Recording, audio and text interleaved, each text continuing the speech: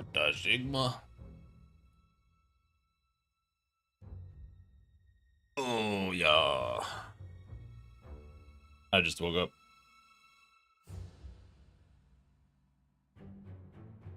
And I'm waiting for my coffee. But it was a lot slower than I thought.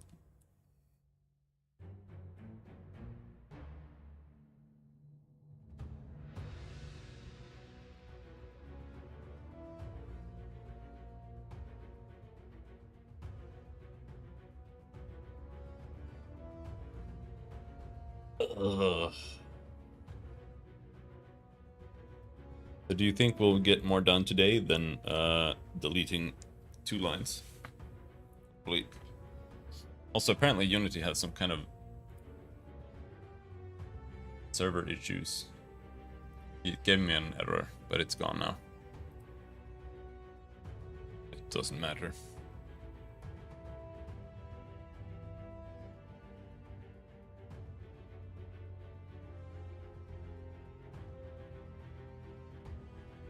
Coffee.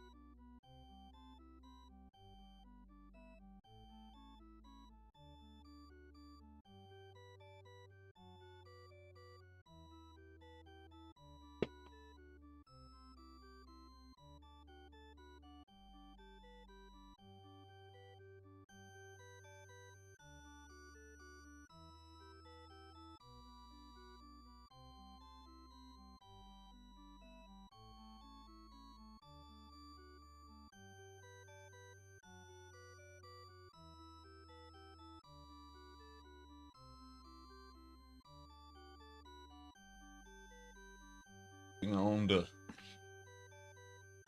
oh, the summer hoodie.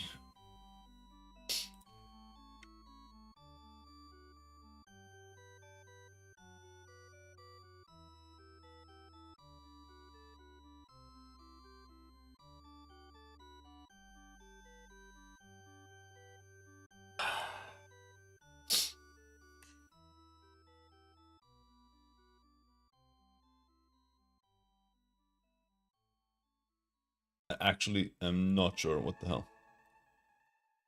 Added a killing blow bool to apply damage. Set the target state to dead or on killing blow if health below or equal to 0. Okay, let's implement dying then. I then actually do have to implement health bars again. The ones I have are fucking awful, and they don't adhere to the way the rest of the game is made, which is really bad. It needs to be drawn in the shader, I think, which is going to be ass. But I think that's how it has to be done.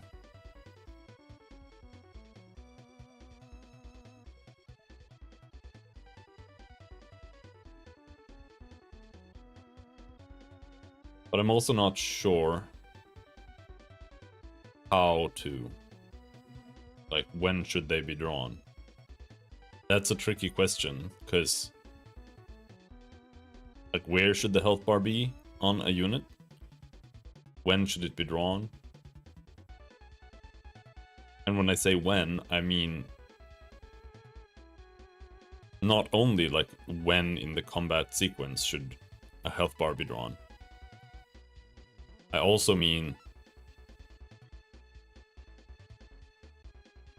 when behind objects, behind buildings and stuff like that should it be drawn. And I'm honestly not entirely for having health bars visible all the time. However, I am for it being a setting. But I'm not sure how I feel about it in the first place. What should be the default?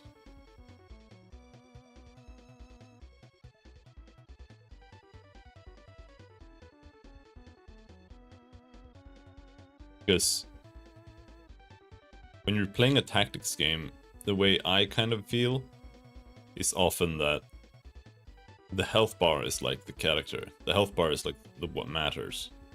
Because that tells you like which unit is low and whatnot. To get an overview of like what you need to think about.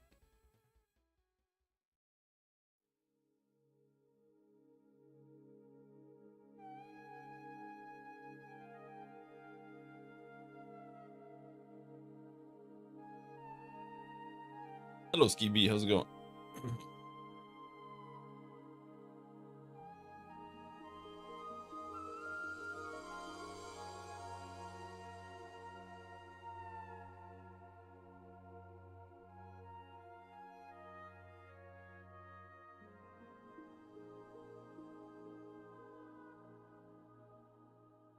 So, if we go to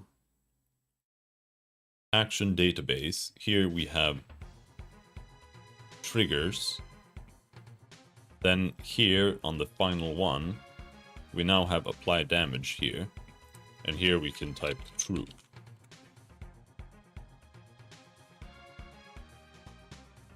That sets this as a killing blow.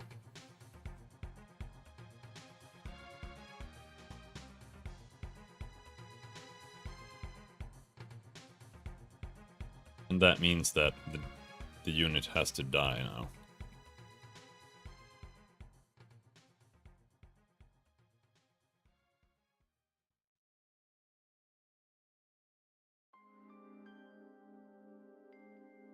Let's see, current health.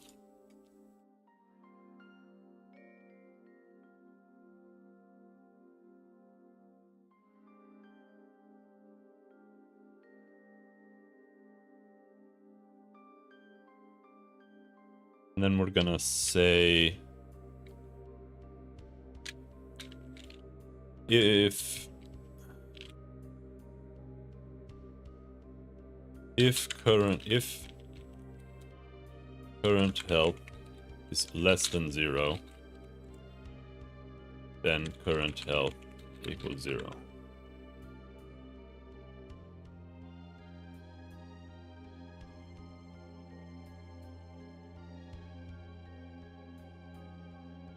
And here is where we enqueue a damage pop-up.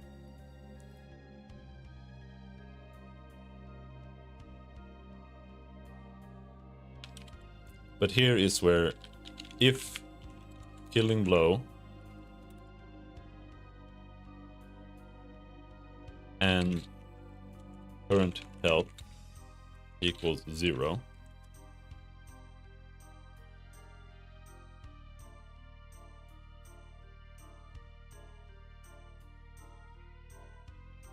then we have to death.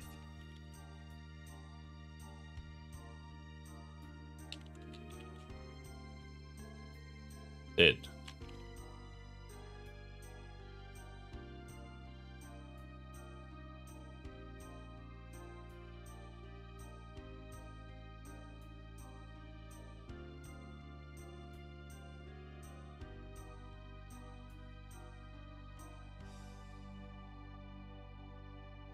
Set action.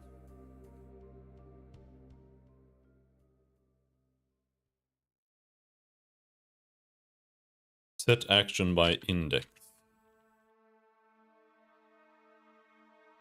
Action index dot def.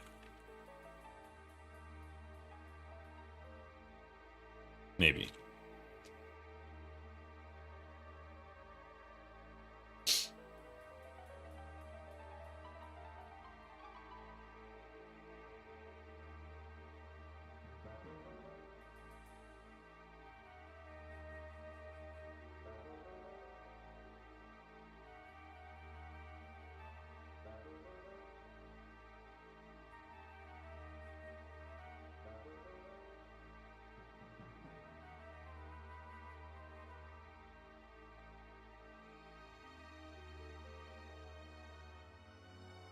I don't know if it's that easy, but that's actually kind of how I want it to be. Like, I want it to be this easy to set a unit to a certain state.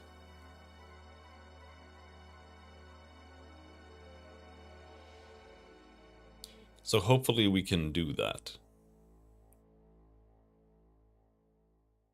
So if we go to the action database,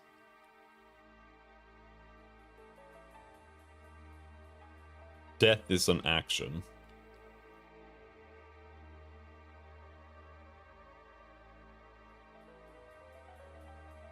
Ria combat.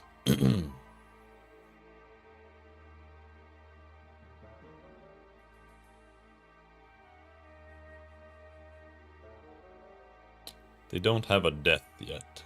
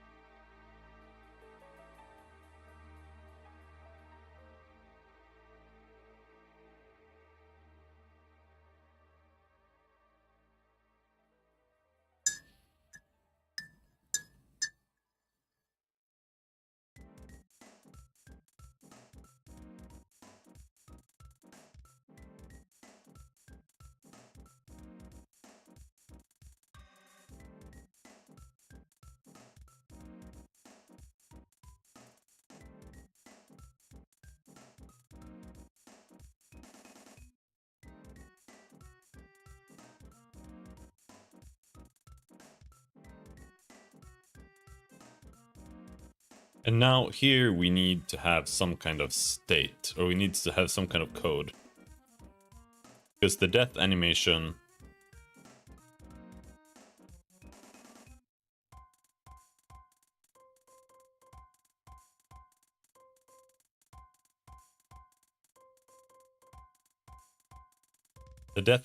should never be interrupted unless you have something that resurrects them.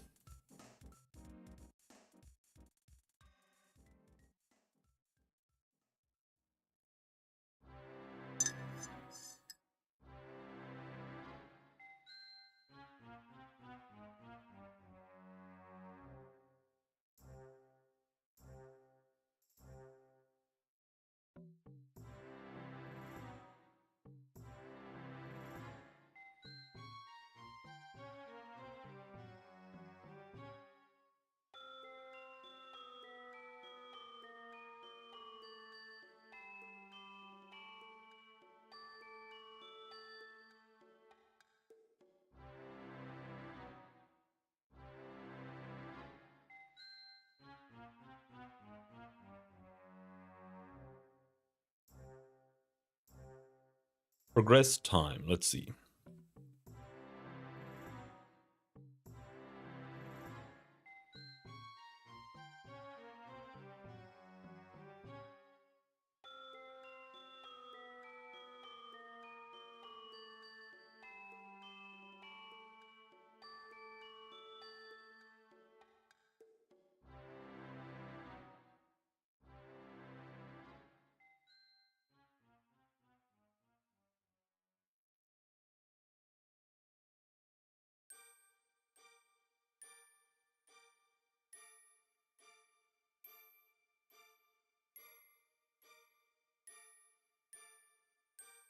Here, I feel like this should be something along the lines of if current animation index is less than action length,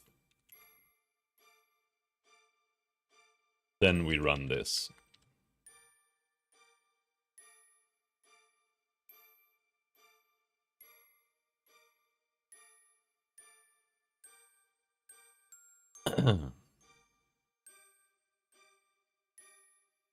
And then we need to find an Nefir Spearman.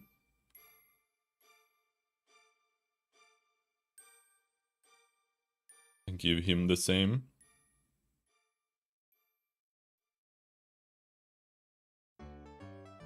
So this should be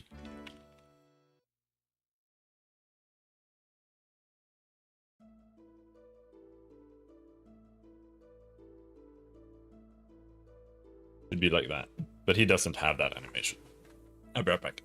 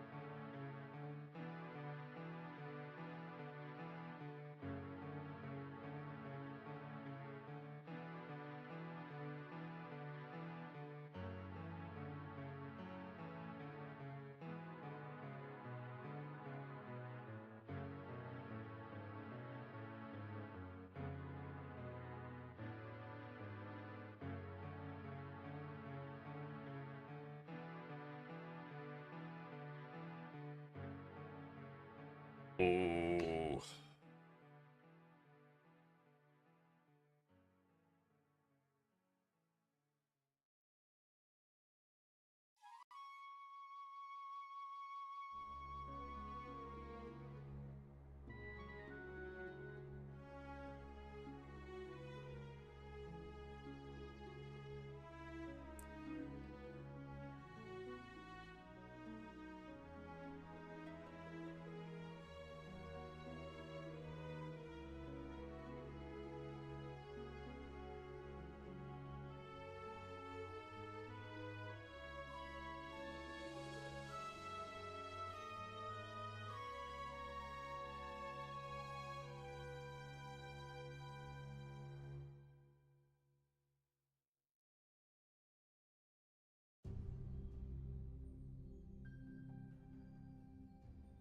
Okay, I'm sorry, but I have to add public static class non-combat.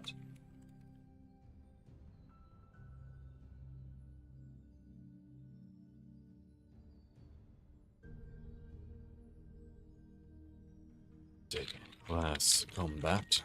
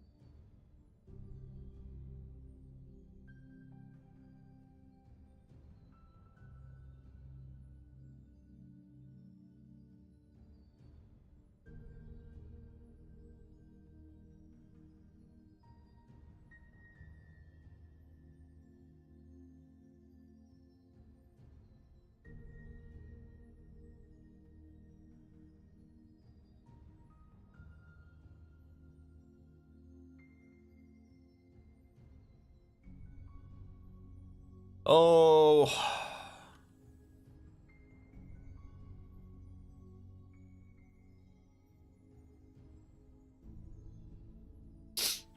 Why is it Monday today? Oh.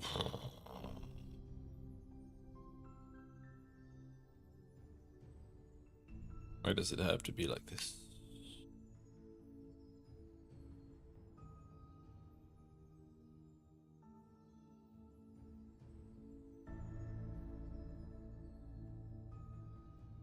Should make egg sandwiches again.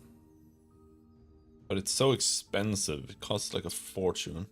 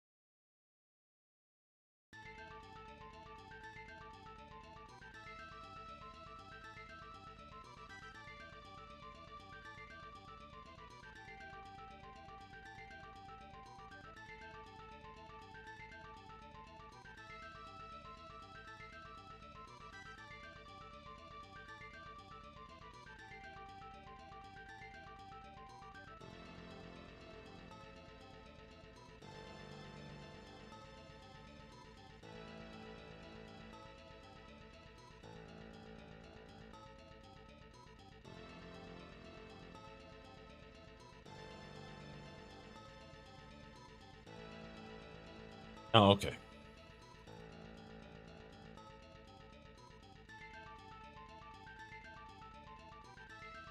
Object data, characters, spearman.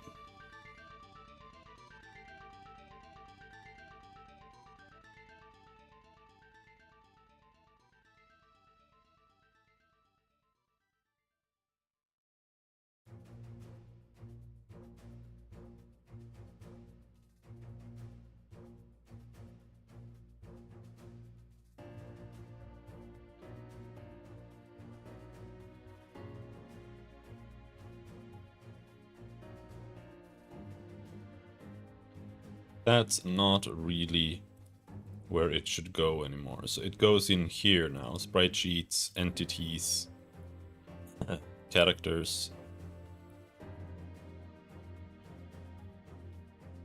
Fear spearman. Combat, hurt, idle, stab, idle. You see, he has death there. So all we're loading is a sprite sheet.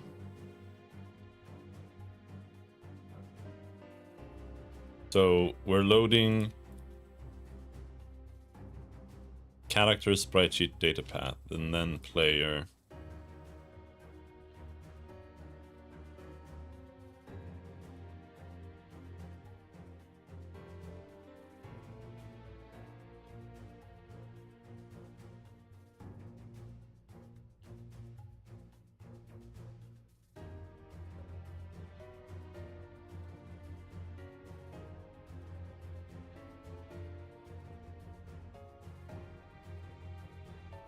That's the path.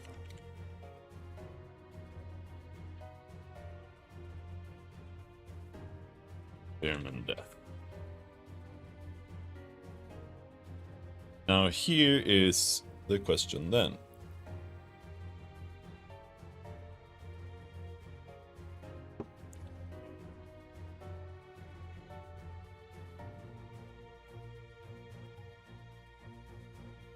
I do think the way I did it is...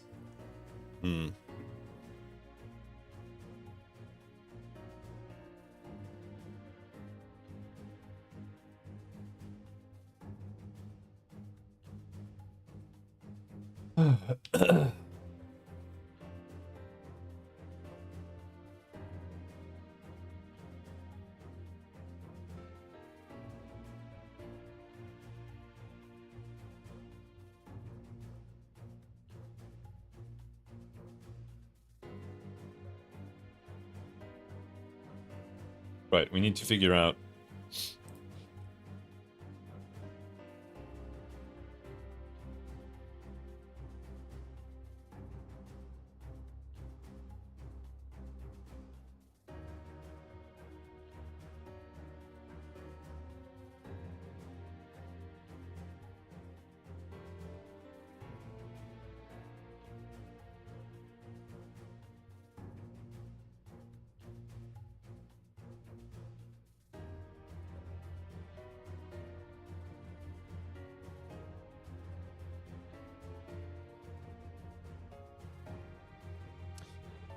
He doesn't have a death animation.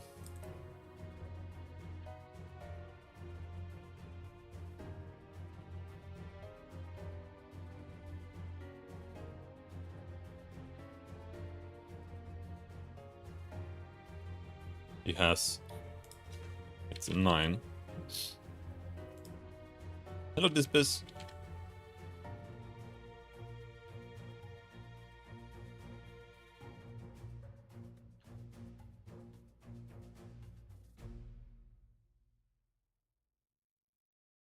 It was 9, right? Yeah, it's 9.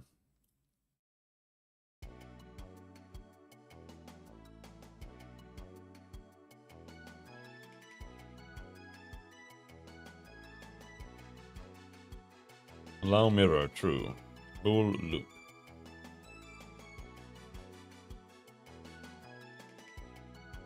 False, yes.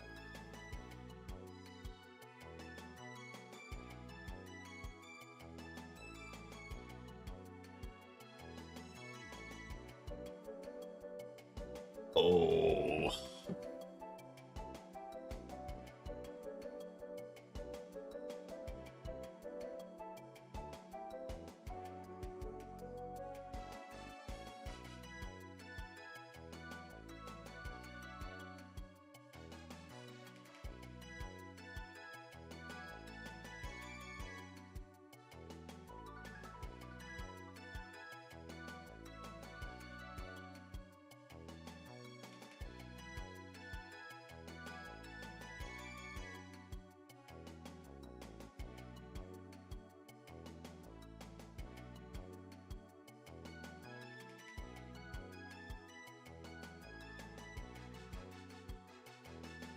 I wish today was Friday.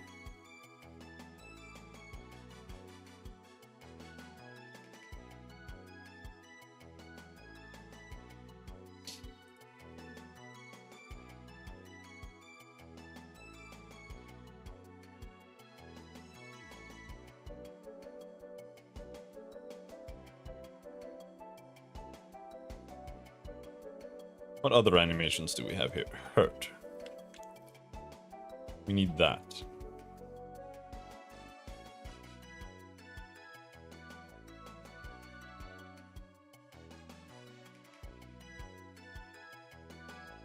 Hurt.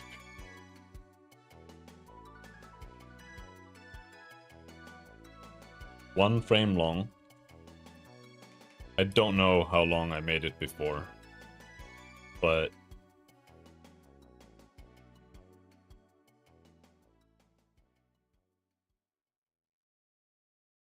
I'm not sure.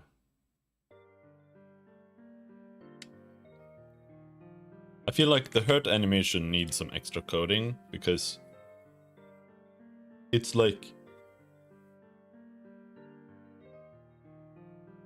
they should be hurt at least until after the hit shake passes.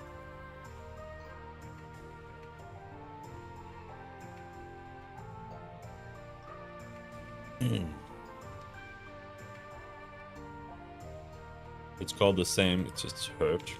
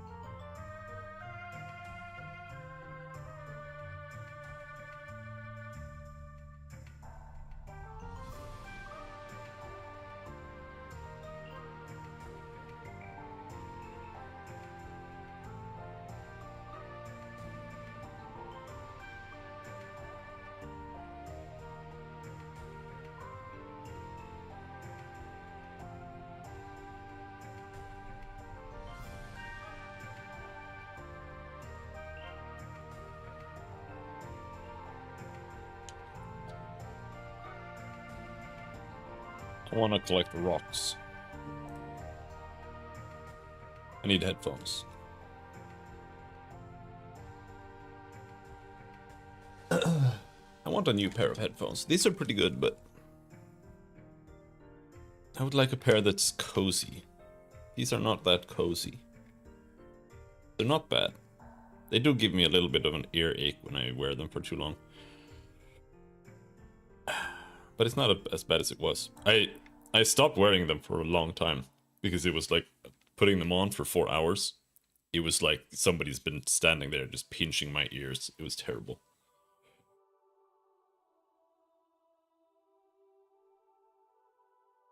Oh. So we got the hurt animation.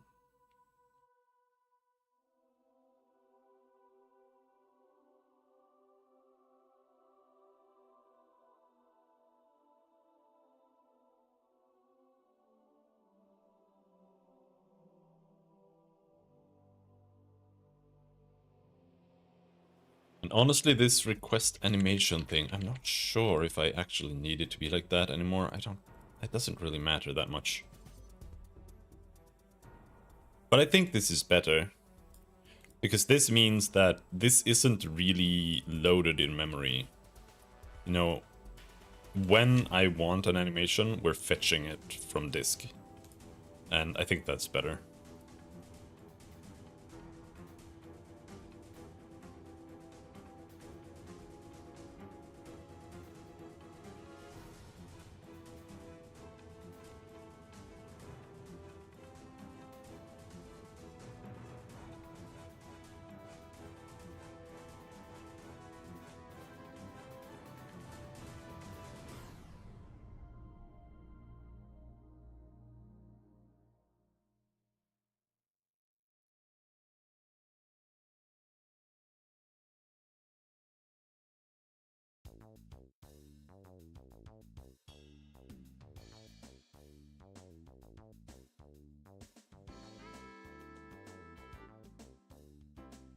Either way, it's fine. We'll just have to figure it out later.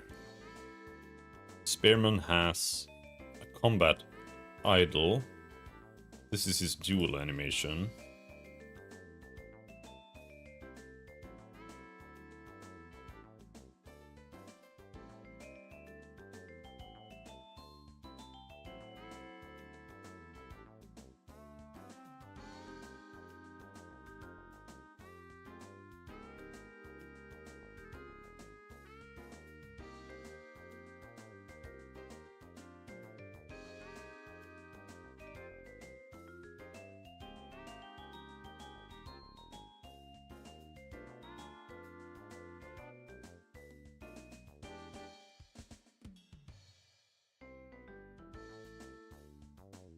Hello, Vulpes. Going all right? For a Monday? How are you doing?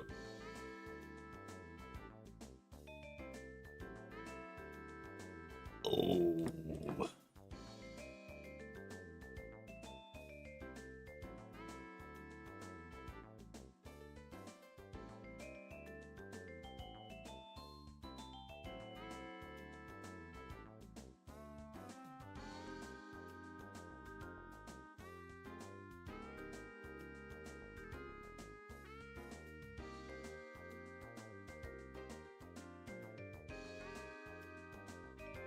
Should this be? This is dual.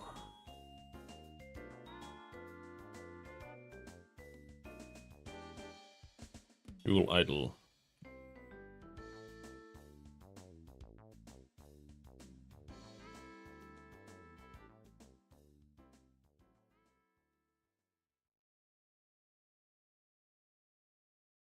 The sucky part here is that I'm most likely gonna have to go back and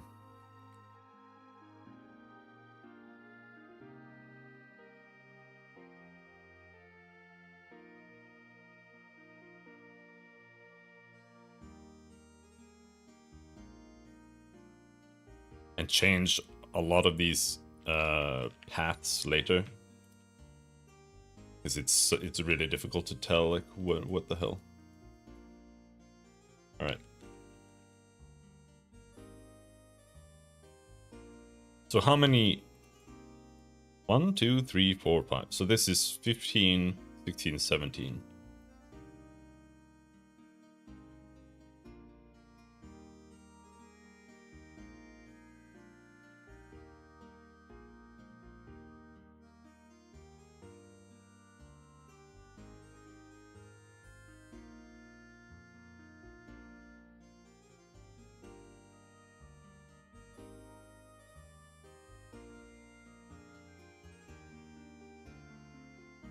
Oh, that's not needed.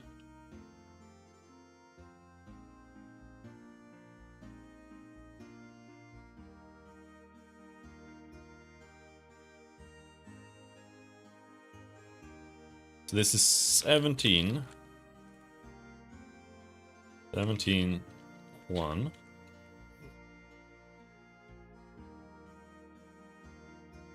Death. Why is this set to that?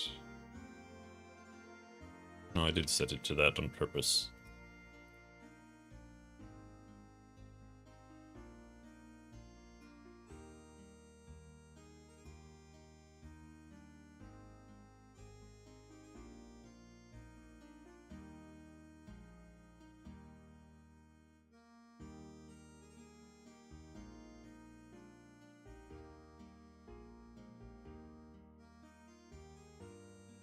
Then we go back to actions.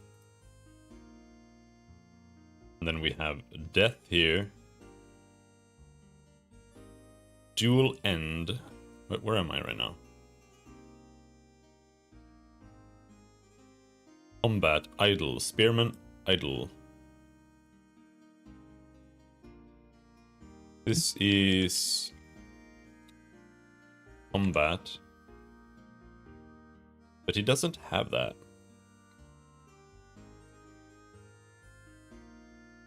And that's why I did non-combat for now.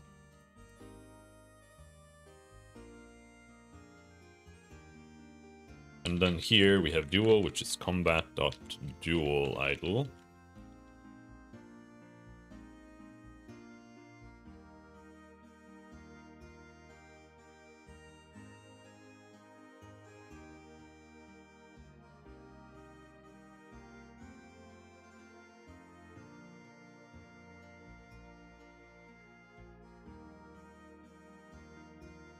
We have dual end, which is again just gonna be non-combat but idle. Death.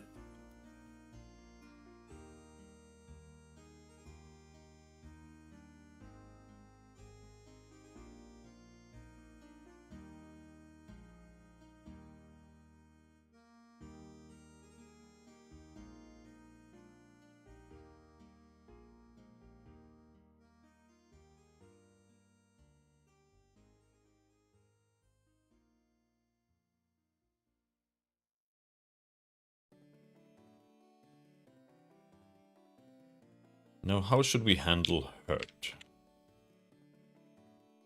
That's a little tricky.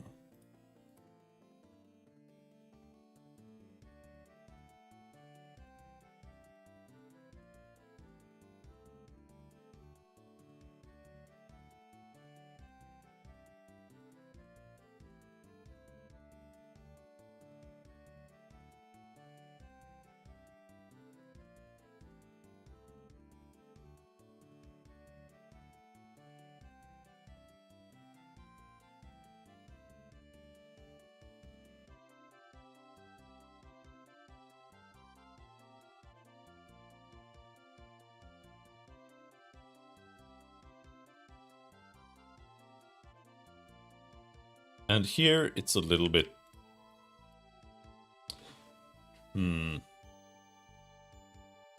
Oh.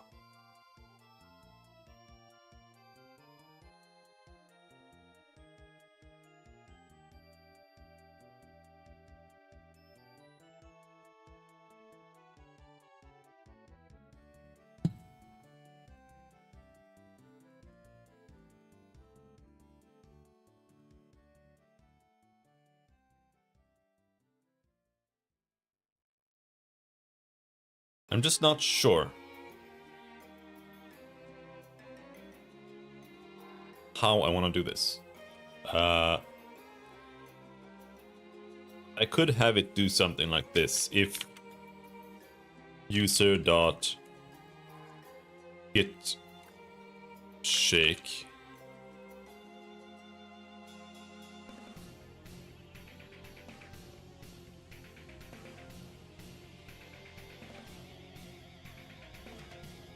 hit shake duration is greater than 0, I guess.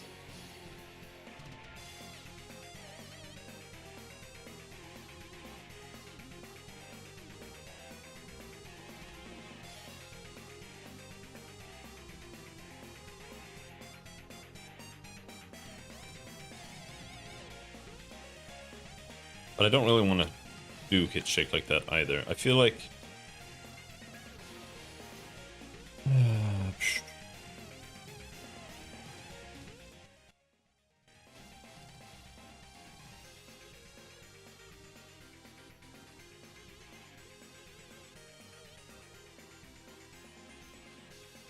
user dot hit shake vector.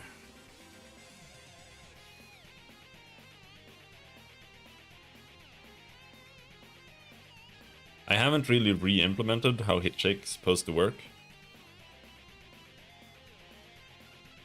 so that's why it's a little weird.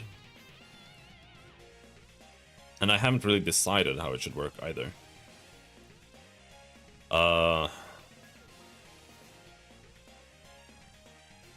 I was thinking of...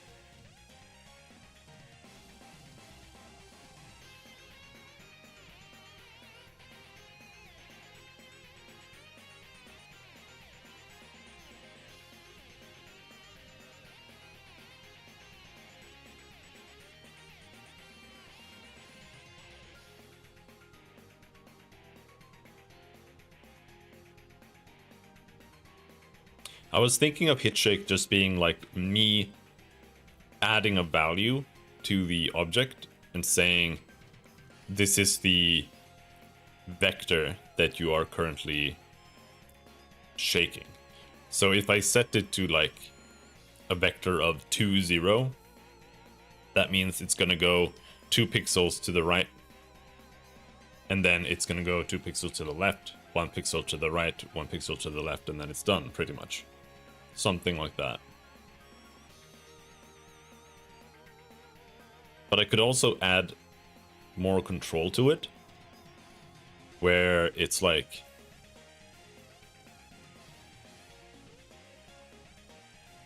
it also has a duration, so that you can make a hit shake be a malleable amount of time. So if it's like, if I set the vector to 2, 0, that would typically mean that it's gonna have a hit shake thing for 4 frames, because it's gonna be 2, 2, 1, 1, 0. But what if I instead have like a duration value where I can set it to be like 8? Then it would be like 2, 2, 2, 2, 1, 1, 1, 1, 0. An extra 1 there at the end. But I don't know if that's useful. So the hit shake isn't really meant to be used that egregiously. It's just, and I don't even know how much we'll use it, or how we'll use it. I don't even know. Yeah, we'll see. But it's a way of adding juice to the character that gets attacked. Because the way I'm doing it right now is that when you're taking hits, the character goes into like this flinch animation. And when the flinching stops, like the flinch is just a frame. Kind of like in old school Final Fantasy VI or something, when they take a hit, they got that little pose. It's just like that. And this, they even have the hit shake back then too, I think. And then after that ends, like if it's a combo, a multi-hit combo, then they're gonna be in that flinch animation. And then when the combo ends, that's when the full animation plays for taking a hit.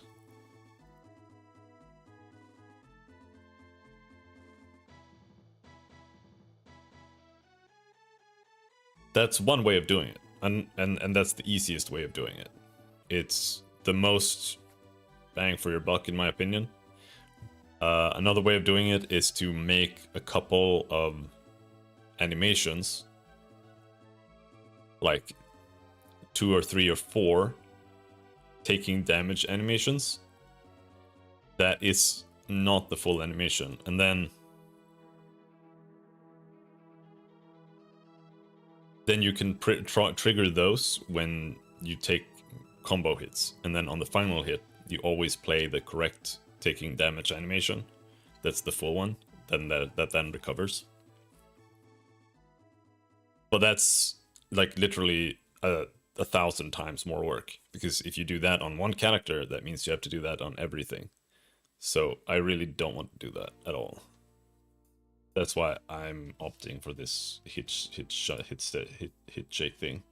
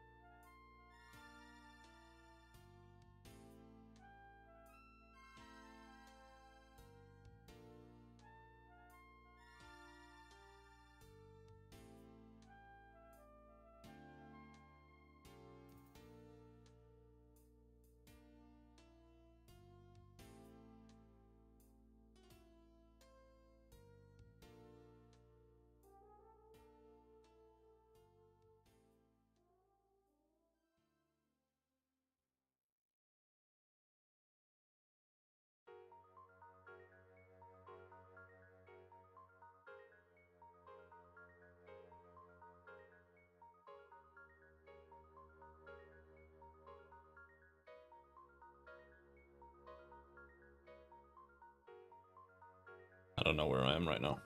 I don't know what's happening.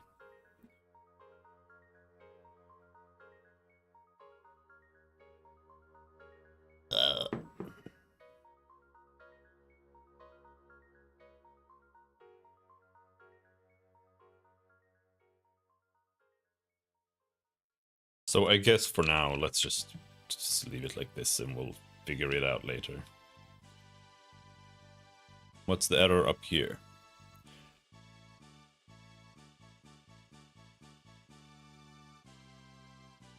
Non-combat. Non-combat.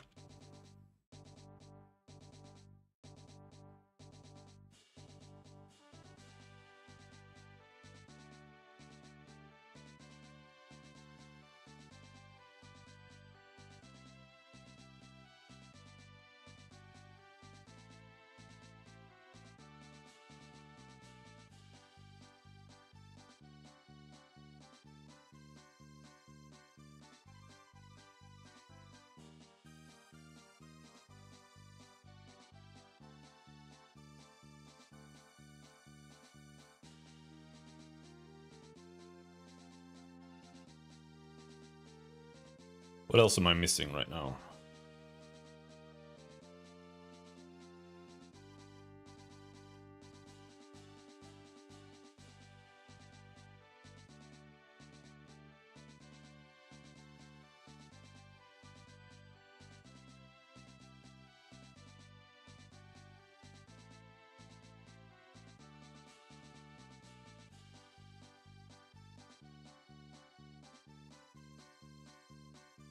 I don't know.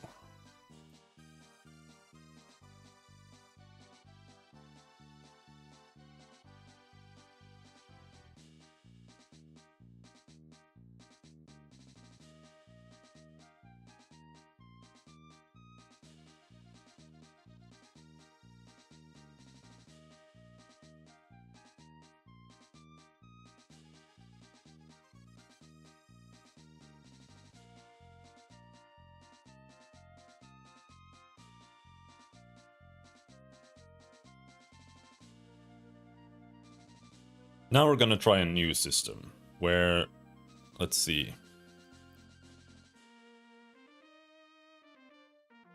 Object combat module. Object combat module there. So here we're gonna say apply damage taken.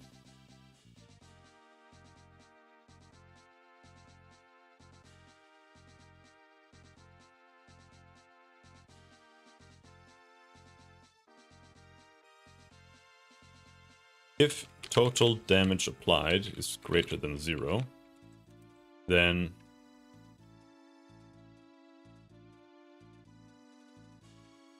base object dot action module dot set temporary action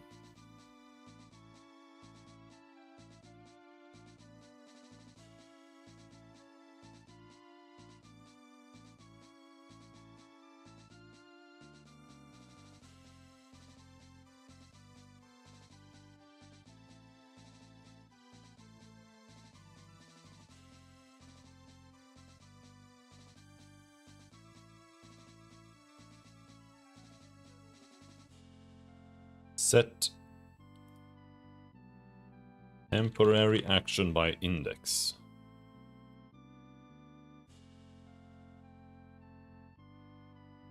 Current action, the temporary index, temporary time.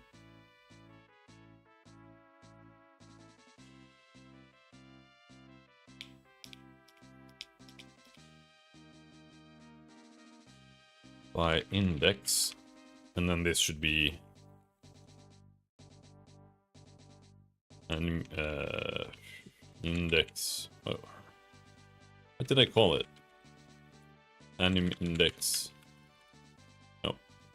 What is it called? It's called action index dot hurt.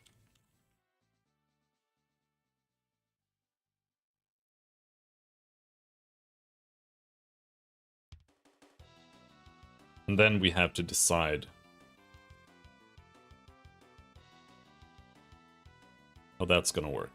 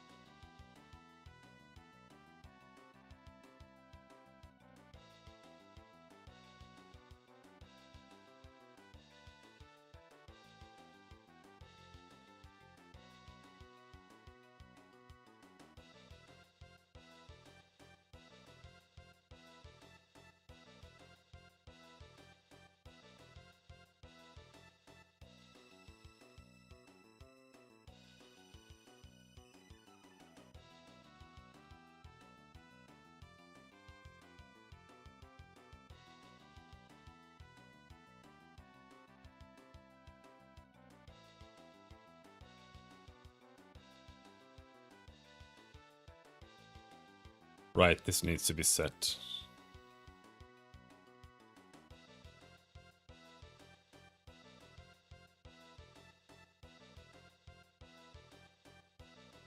Hurt.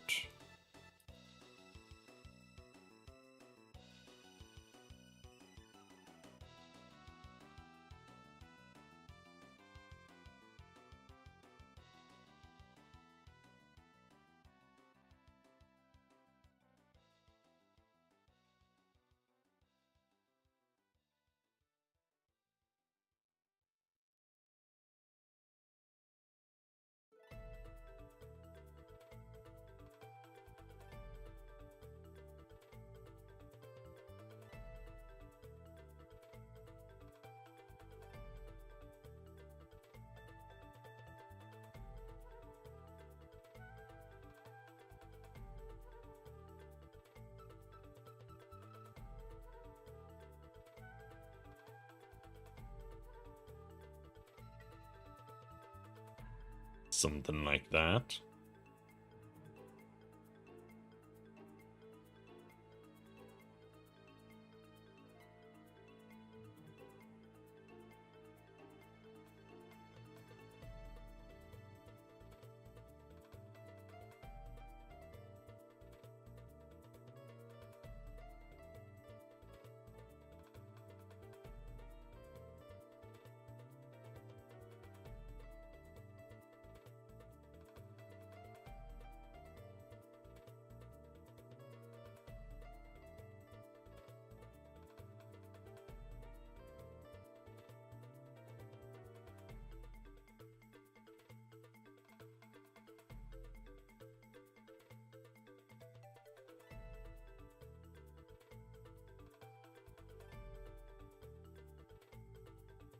Where is this coming from?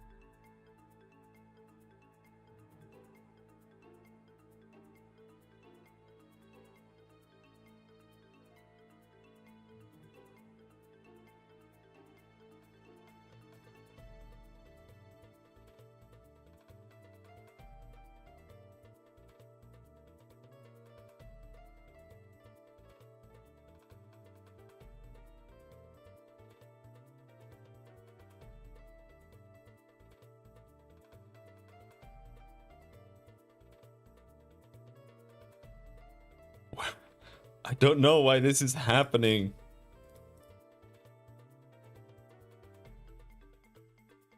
I think this is... I don't know. I think that's my old solution, just bugging out now all of a sudden for literally no reason.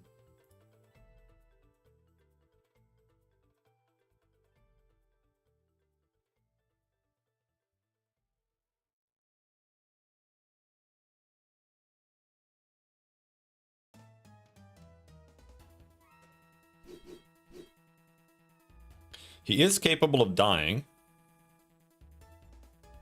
but the game is not capable of progressing. Which is weird. I was pretty sure I set it to include death.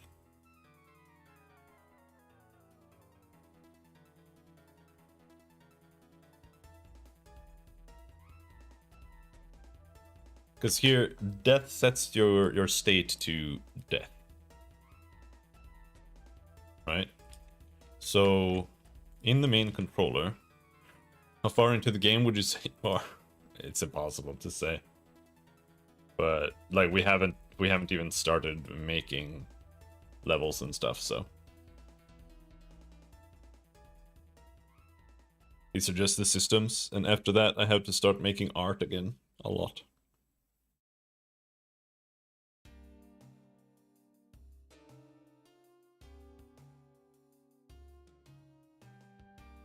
So we'll see.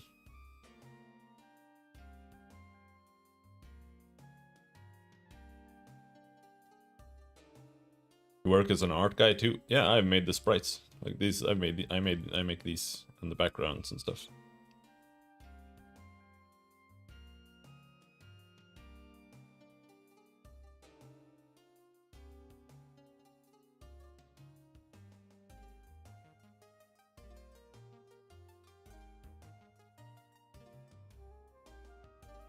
I thought you only did coding? No, originally I came on to do art only. But now I'm doing coding as well. I'm helping with managing people and I'm helping with writing and doing a little bit of everything.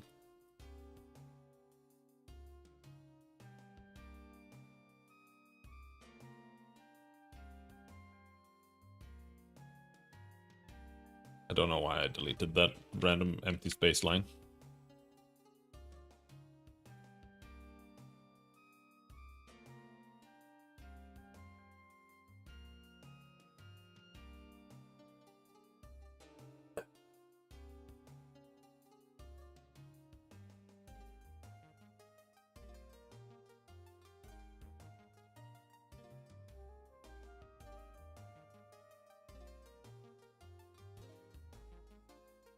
A second coffee would fix me. I don't want a second coffee. I'm gonna feel so bad if I have another coffee.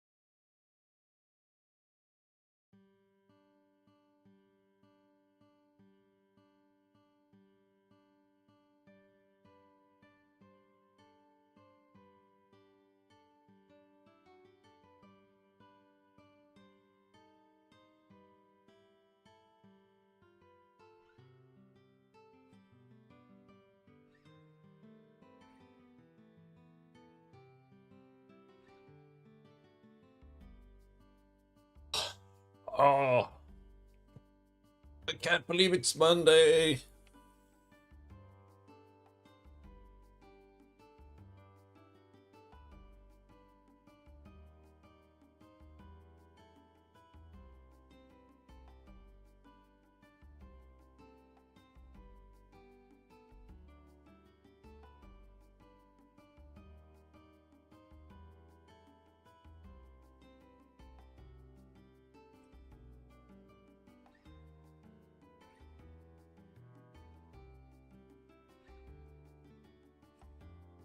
Right. Dying doesn't work. I was just like, what the fuck am I doing? We need to go to combat update. No, that's camera update. Combat update. Action execution.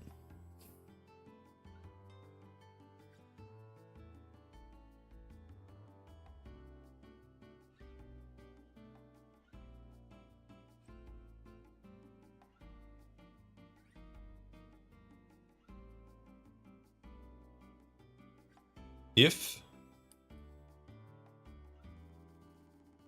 action state does not equal death and does not equal dual idle.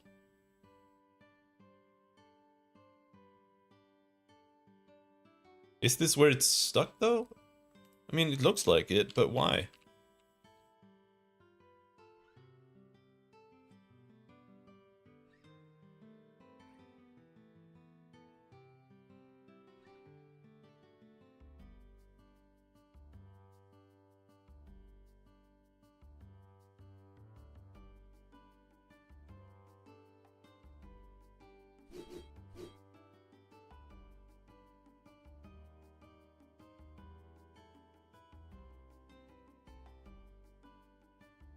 Alright, I gotta get rid of this.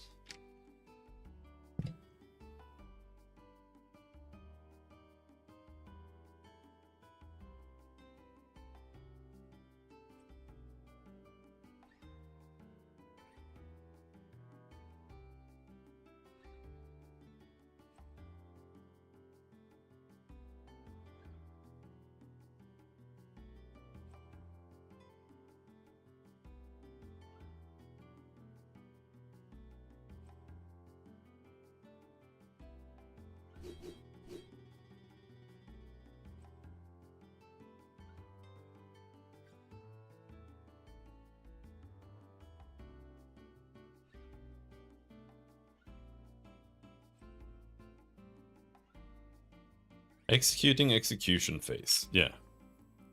Why?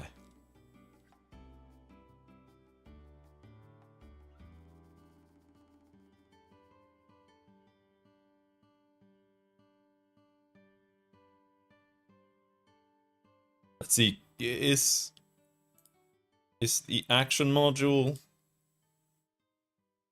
readable?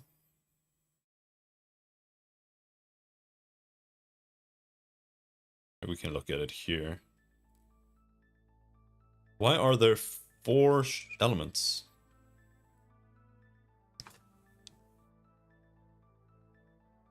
Why are there 4 elements?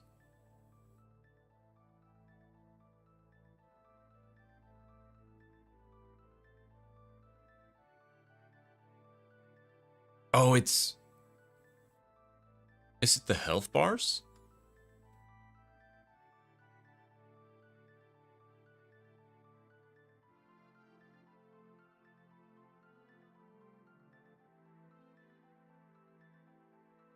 No, it's not readable.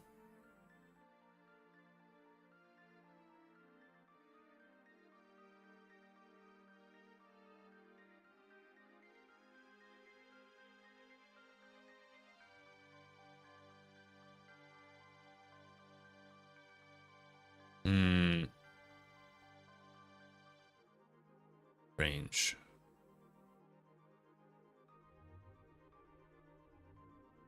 I'll be right back.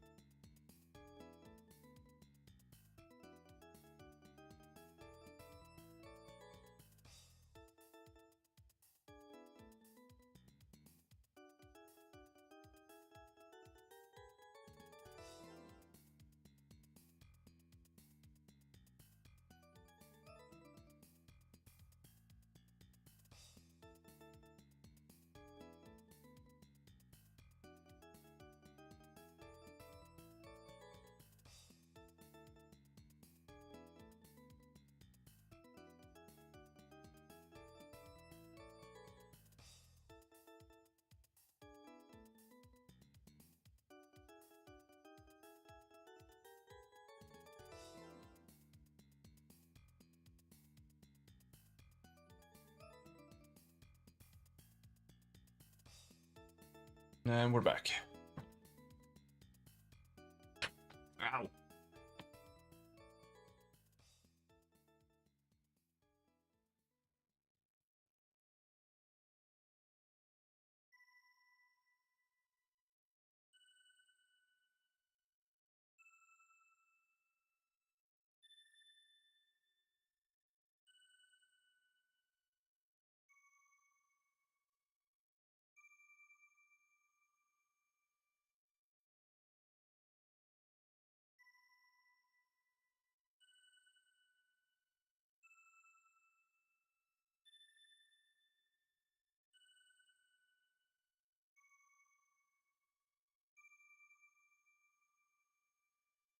The cat.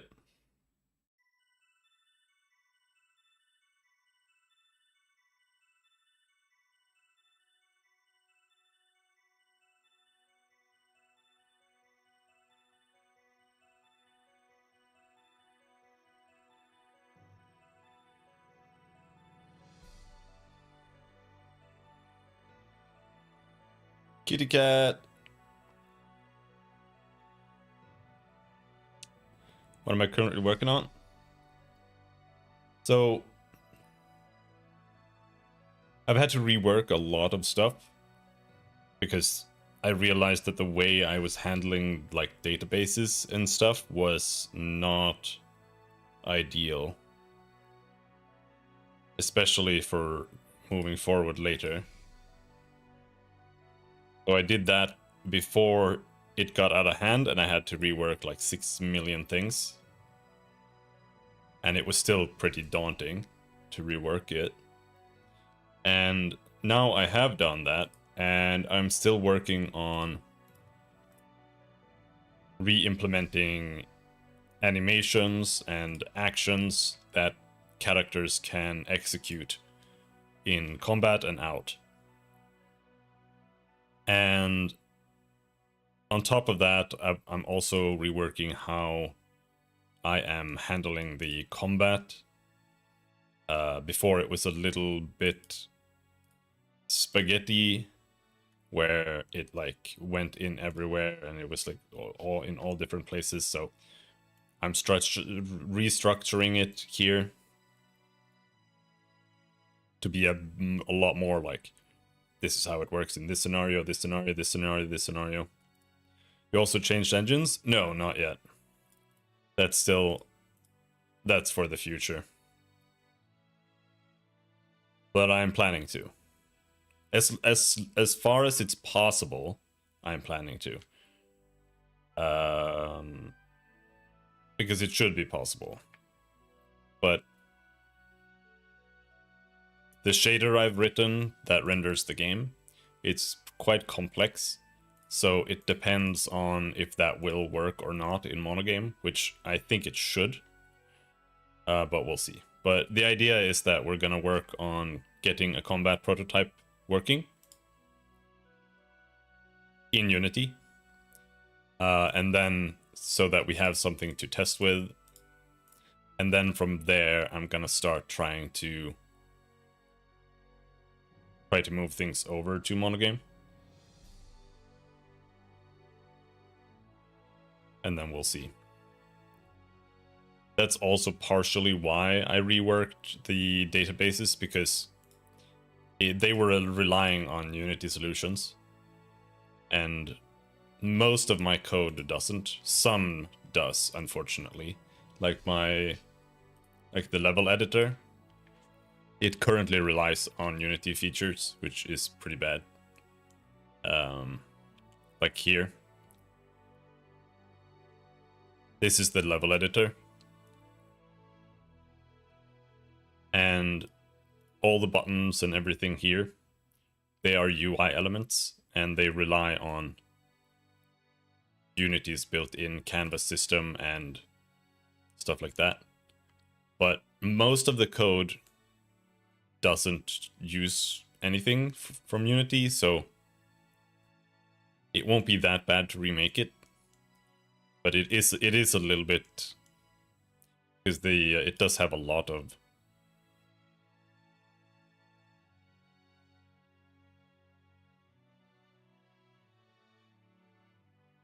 Let's see, editor canvas. Here, yeah, like it does have a lot of buttons and objects here.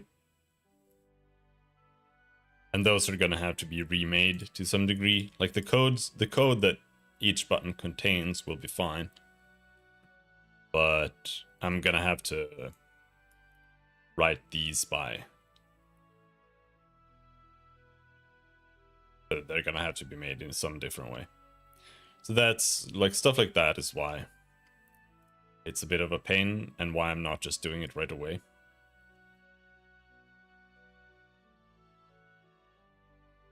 Plus it also lets Unity, no, a monogame, release some patches and stuff for now. Because when it comes to graphics programming, things have changed quite a lot in recent years.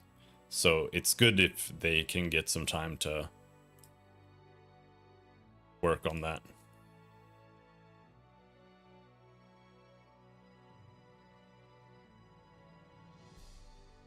As well. Oh.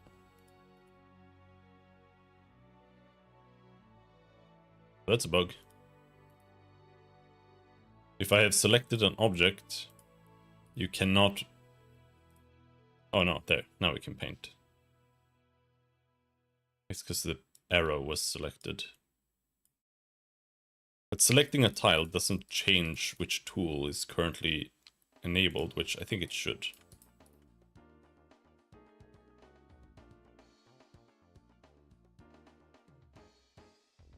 So right now what I'm doing is I'm going through the combat phase and I'm trying to, each step of the way I'm just checking what doesn't work, what do we need to implement, and then we do that.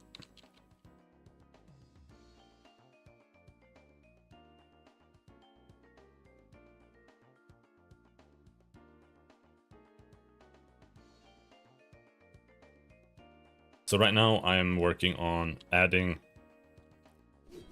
the animations and functions that should exist. Right now, I'm trying to make this character able to die, but it's freezing the game. And I don't know why, because it shouldn't. So...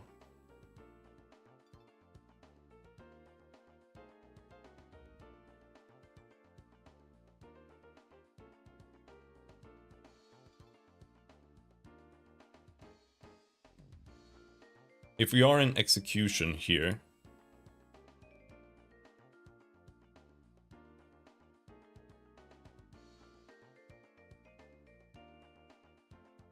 let's say debug.log combat object state combat sequence objects I dot action module dot action state.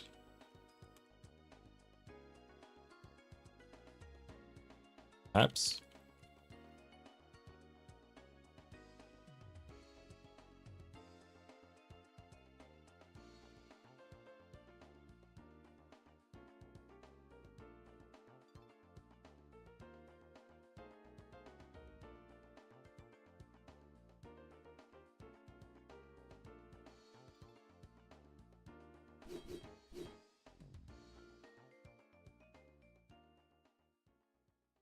Combat state dual idle, combat state death.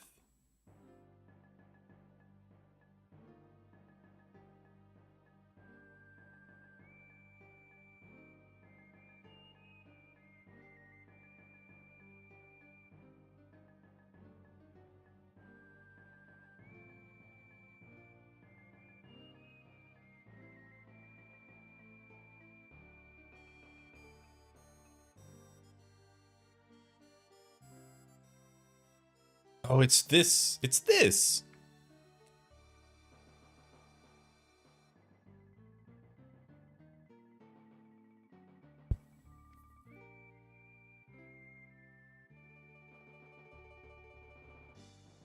It's the temporary action that's bugged.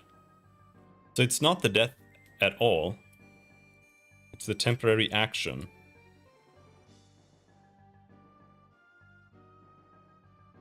Okay, so how does this work?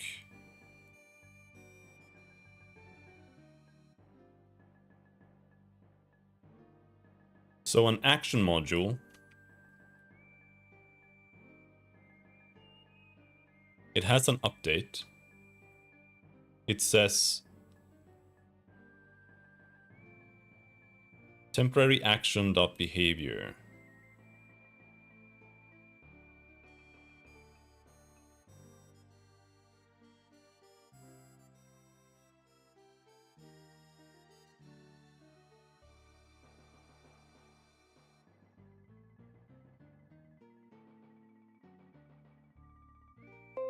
Whoa!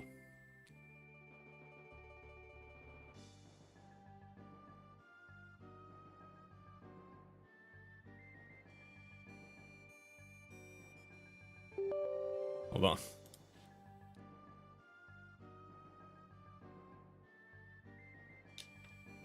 Fine, whatever.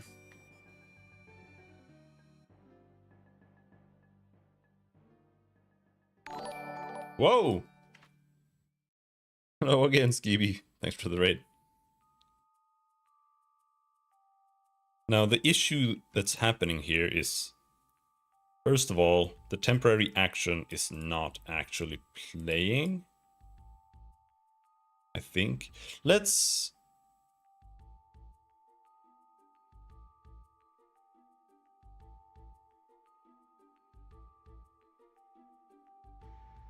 Or maybe it is. Let's go to the action module.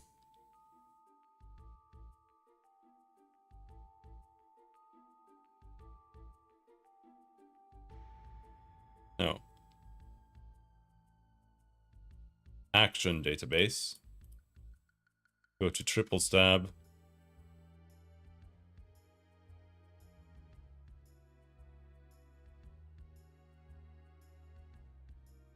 It should only do 15 damage or something.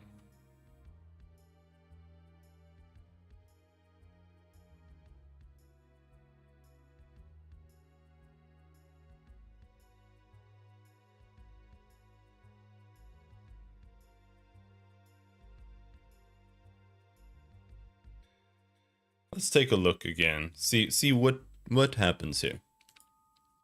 Is it the bleed that like instantly murders him?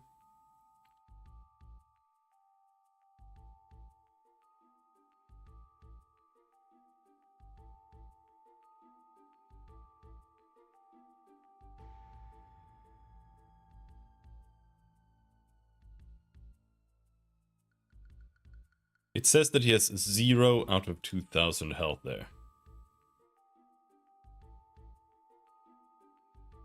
Maybe his health isn't implemented. No, he does. He dies after a couple of hits.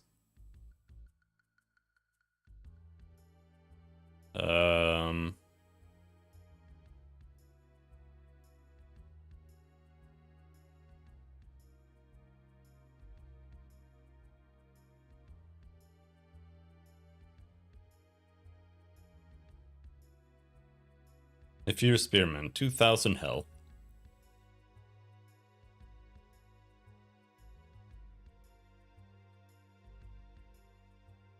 No, I mean, he's set to only die after the last one. But health is set to 2000 there.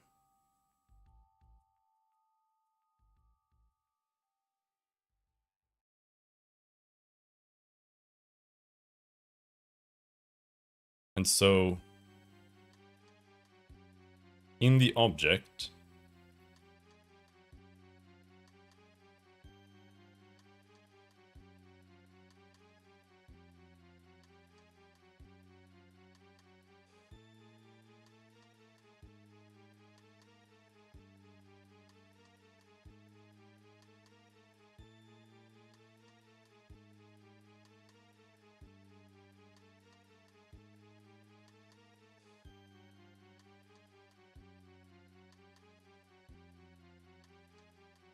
Let's see.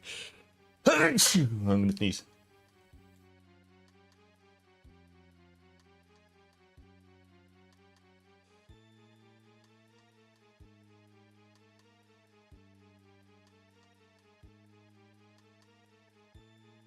Combat module dot apply damage.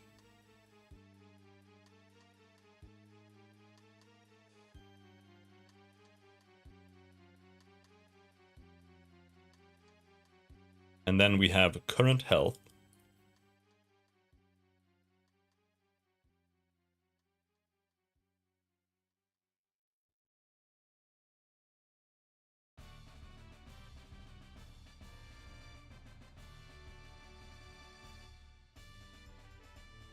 I feel like current health is never initialized.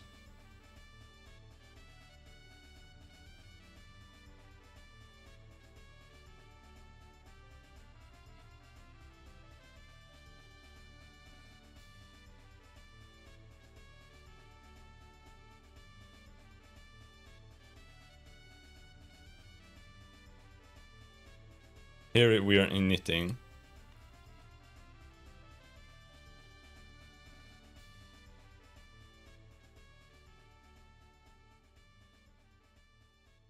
Current health equals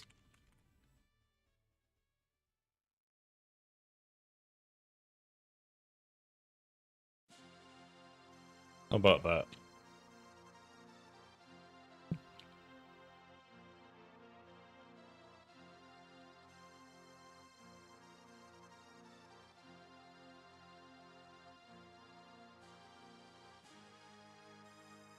It still says he has 0. And he definitely is not taking 2000 damage.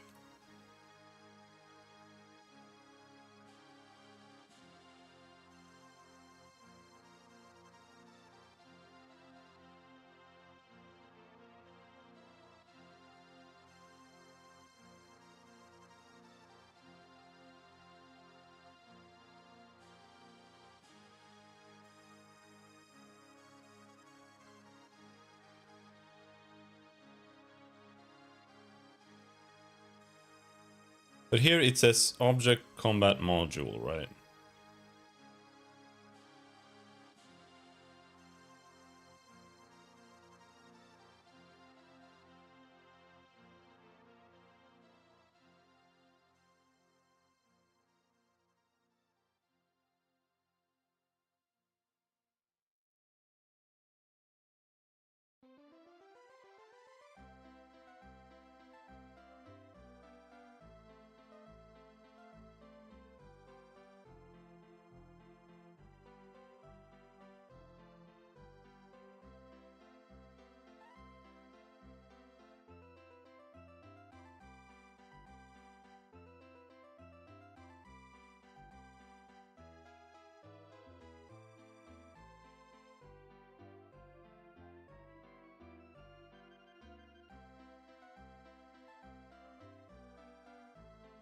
Gotta be something more like that.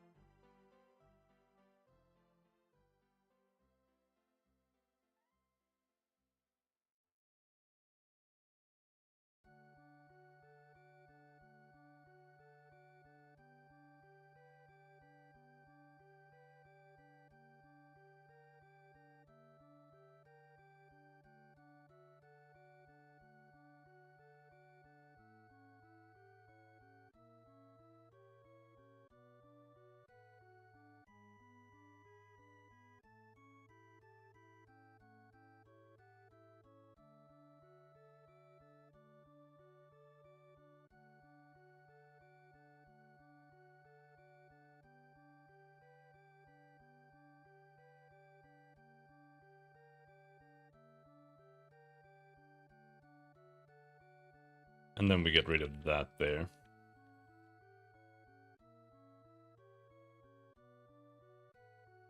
Now they should have help.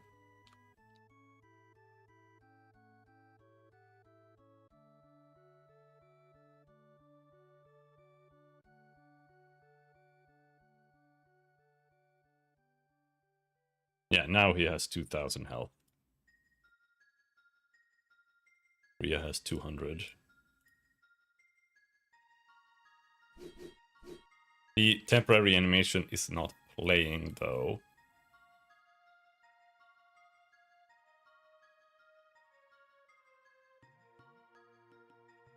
So what is the deal with that?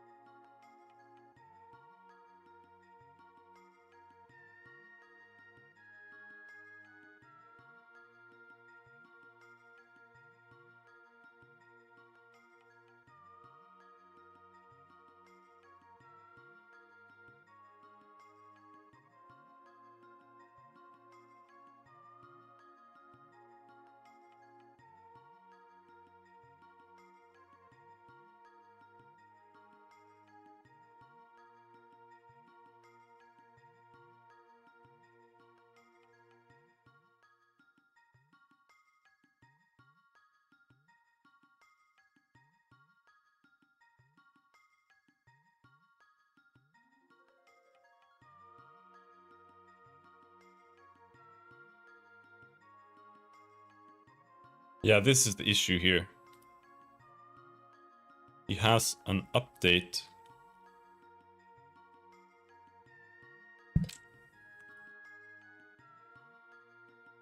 that overrides the old update. Does Rhea have that too? He does. Oh, that doesn't work.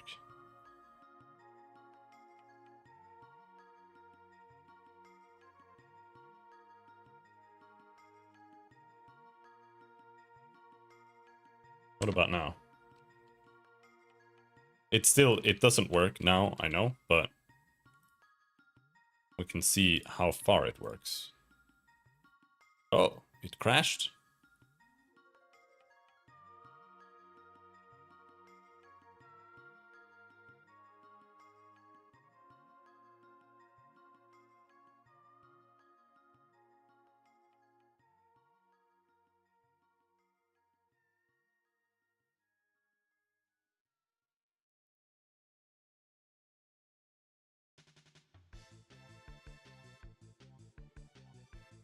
Huh?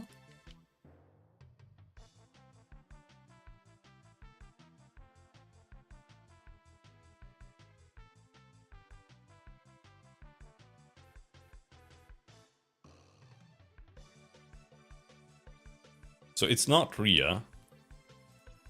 It's the Nephir that crashes.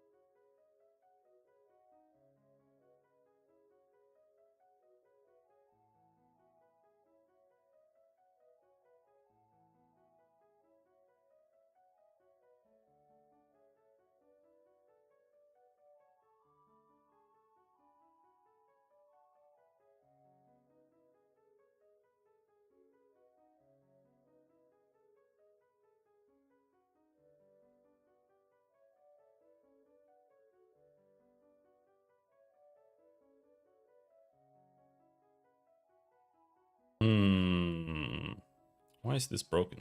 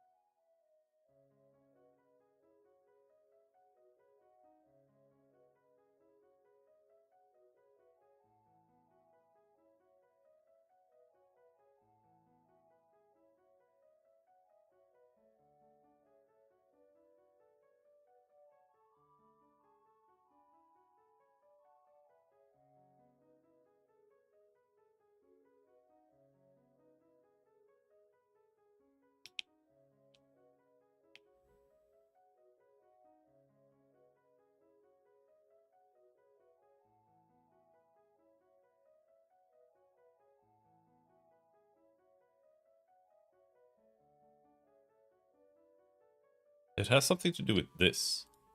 Not combat related, it's just...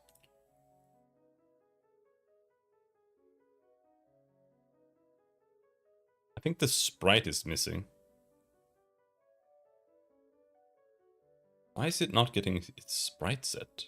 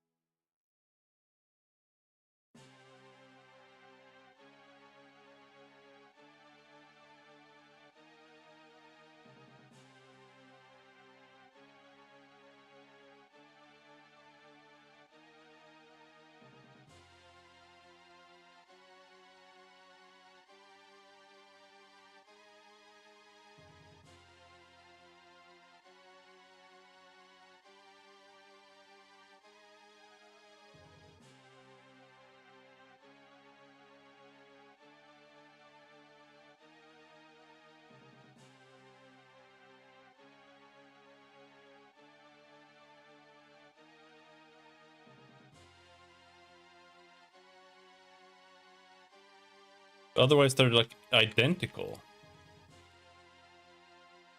What is happening? Oh? Oh? Oh? Oh?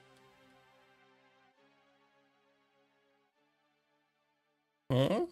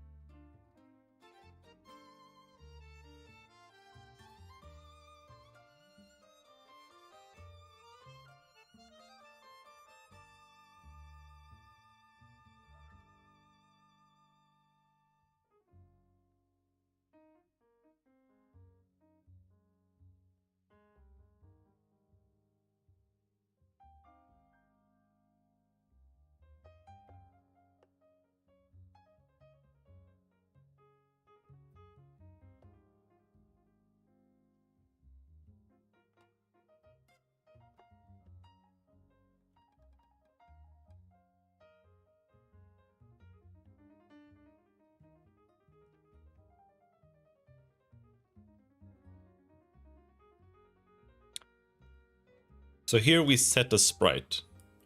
That sprite is set to what we can fetch from this string. And that's in the data module.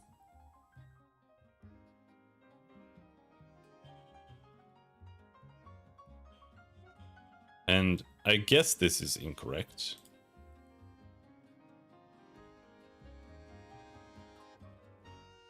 So I would have thought... Oh, okay, that's why. It's because I moved them.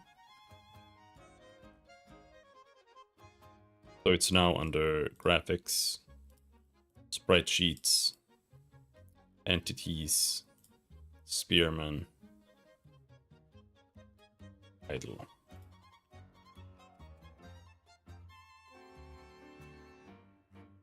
Also why it hasn't been showing anything. But this should be...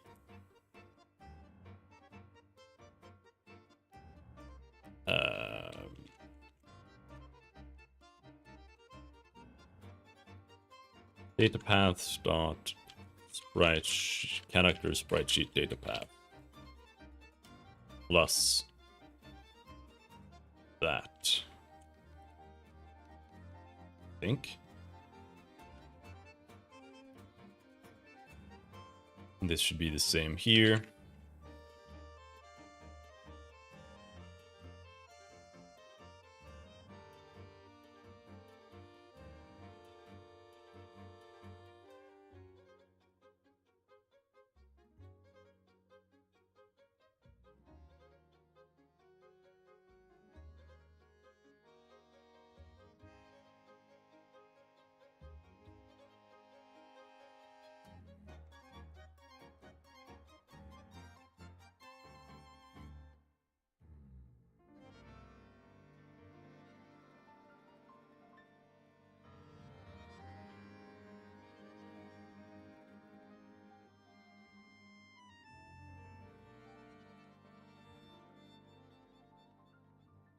But Rias isn't the same. It's not correct either. Let's see.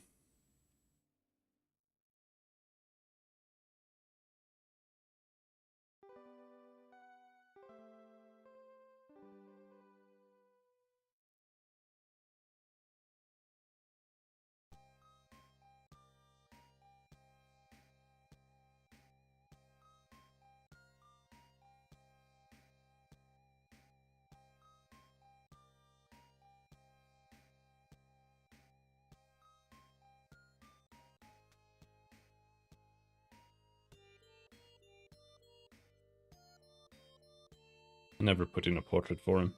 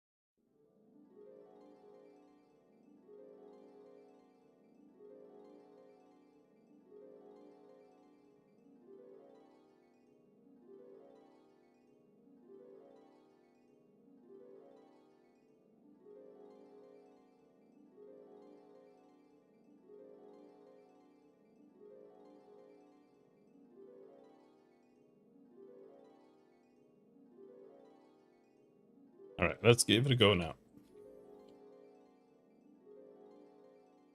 I was really confused as to why started but not working.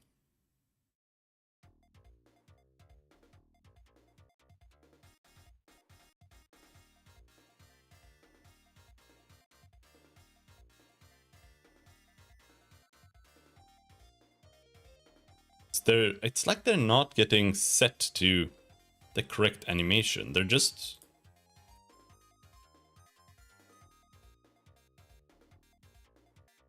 Why don't animations work anymore? Huh?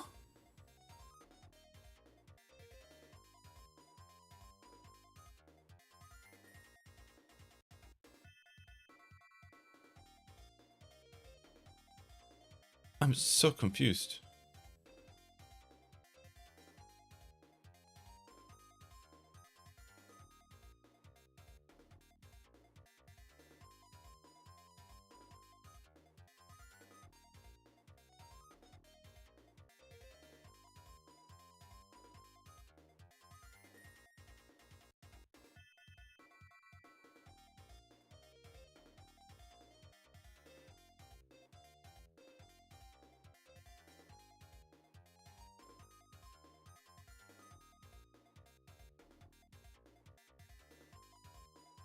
So the object itself, I feel like one of the issues here is that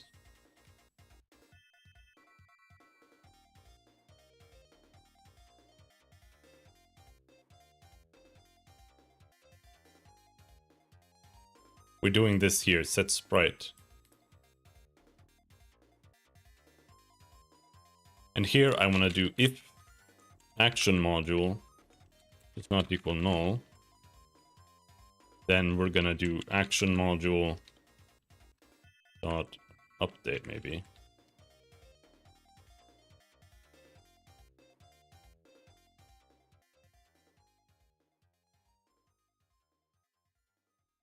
Else do that.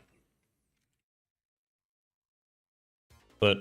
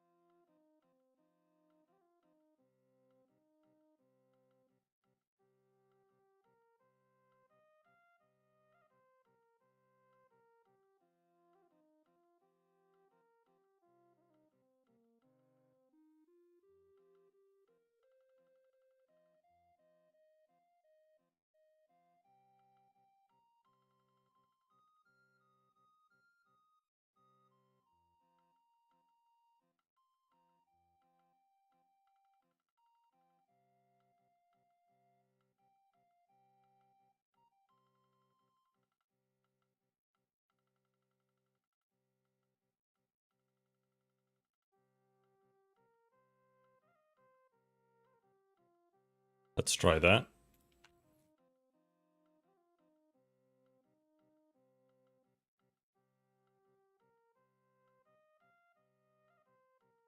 No, it just crashes immediately.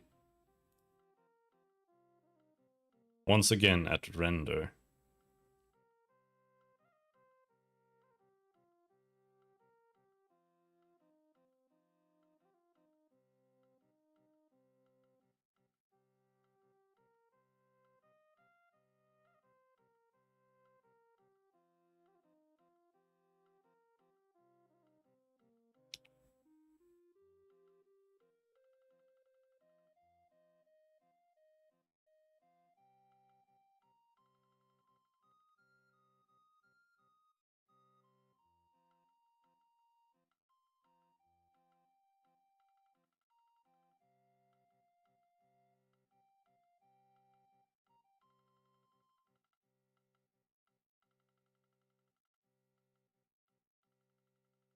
Which is so strange, because I am doing set sprite here.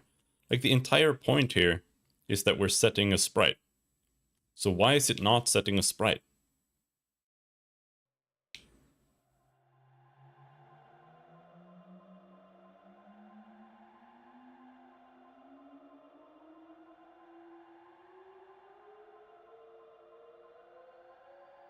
Like, it doesn't say...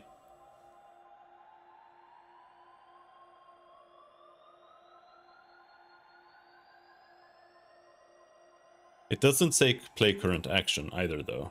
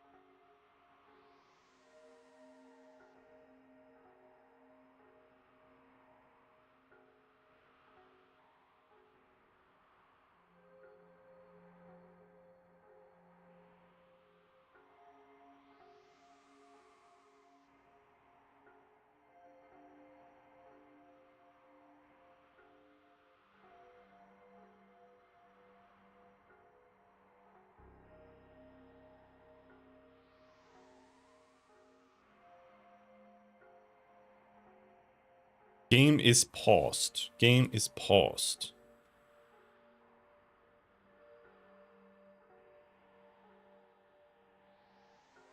Check if paused.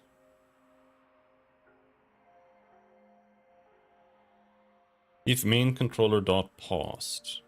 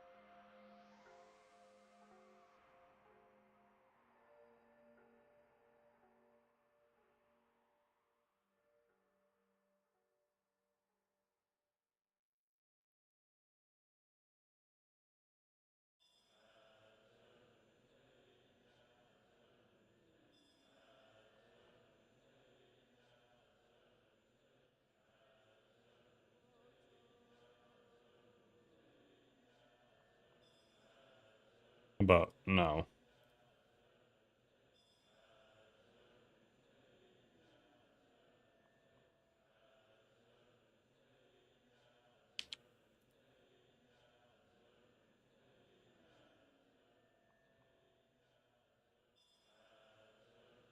Okay, now it's playing again.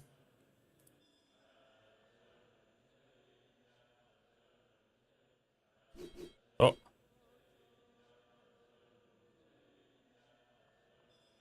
It is kind of working. So you can see he's actually entering a hurt animation. So that's a big win. Now the issue there is that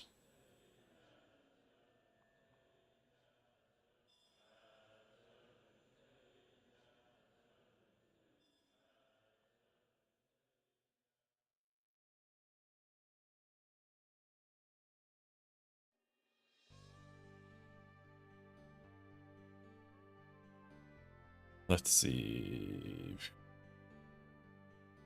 here. It's saying if temporary action does not equal null, then we play temporary action. However, the issue here is that how do we know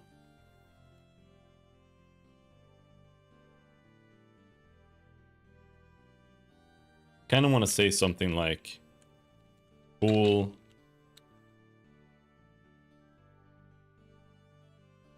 delete action equals that, and then I want behavior to return a bool.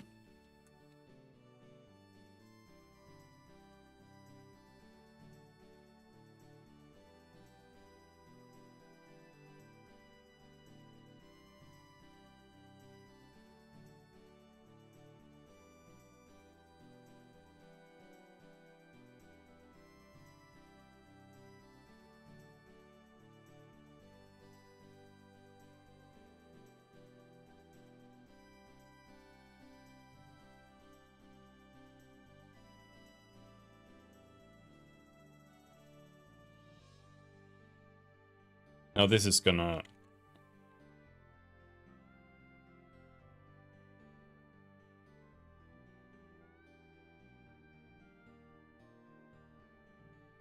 throw like a million errors, and I don't like that.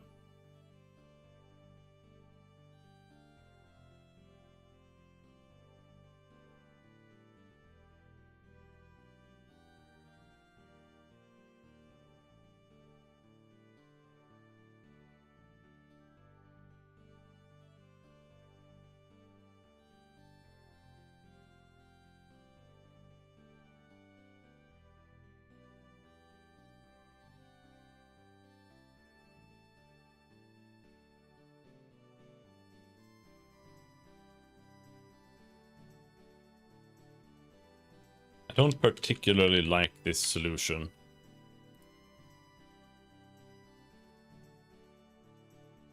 But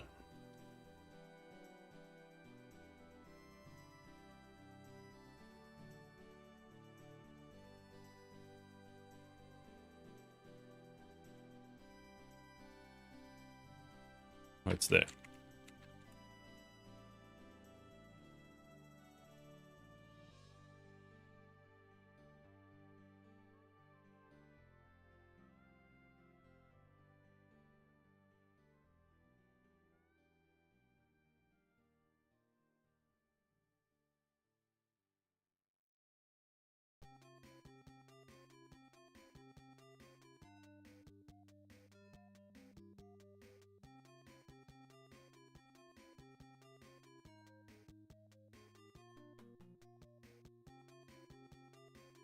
Return, we're gonna say if loop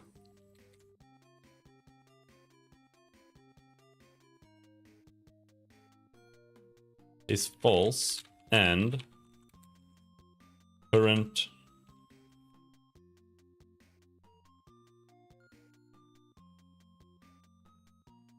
animation index is greater than animation length.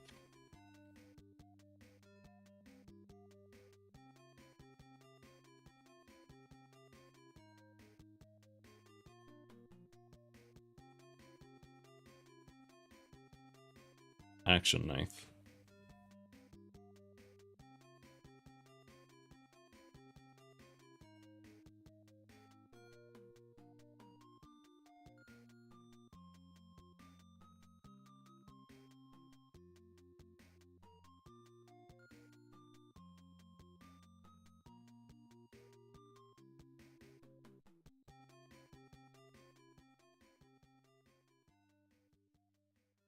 Current frame index.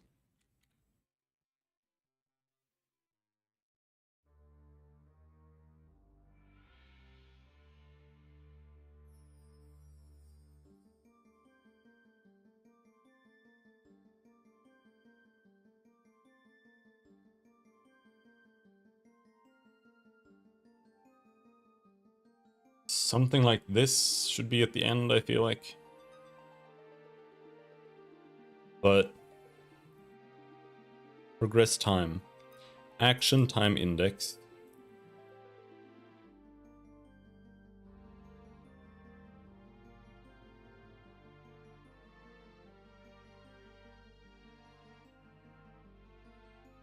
Action length equals animation length.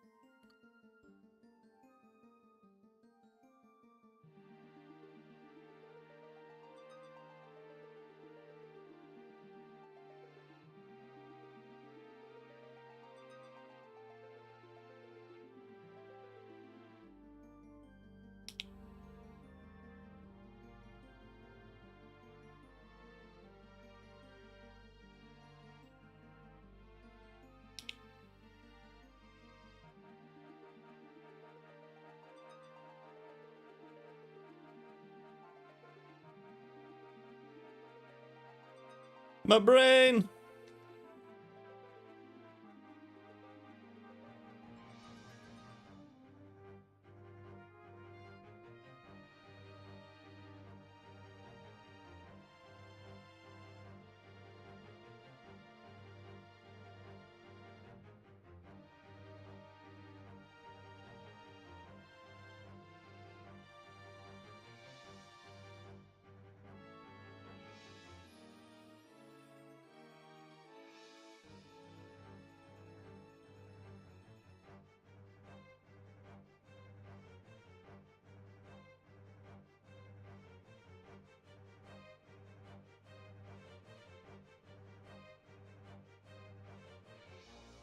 It is time for a little break.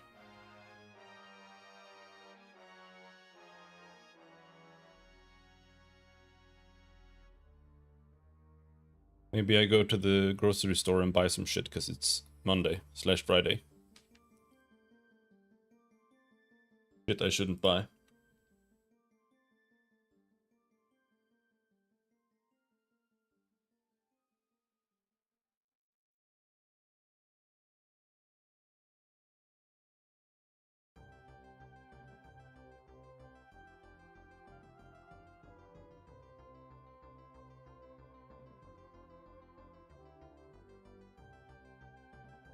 We are making progress, it's just this is a little annoying because I have to go through and decide how I want to handle this.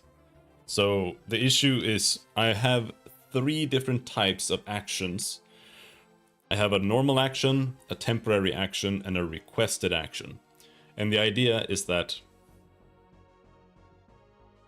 a temporary action is an action that isn't necessarily big enough to count as a real action. So I don't really want to change the state of the character. And that's, for example, a hurt animation. So whenever a temporary action is assigned, it just kind of overwrites or overrides the regular animation. And it just plays that animation until it ends. And then it's supposed to delete itself, and then we revert to the original animation. However, that's not happening. Because it doesn't have a method to delete itself once it's done. And that's where I'm not so sure how to handle it, because I want any action to be capable of being a temporary action. And the criteria for deleting itself should just be we have finished playing and we are not looping, right? So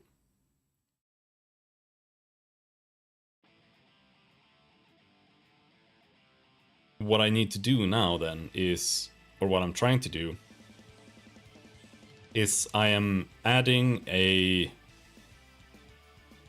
Boolean callback.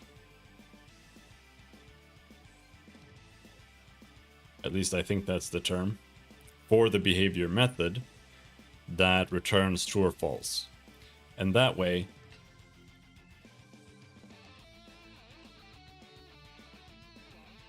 as we are running the behavior updates here in the action module, it will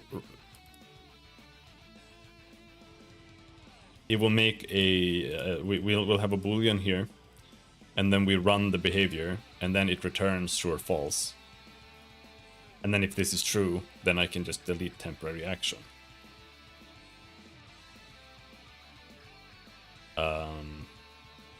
Yeah.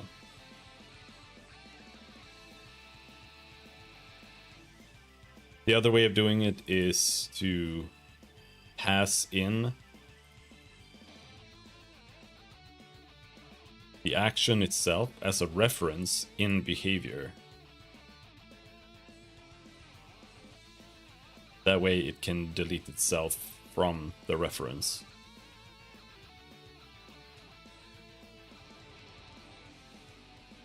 But I think this is better. The thing that sucks about it is just that I have to go and manually add.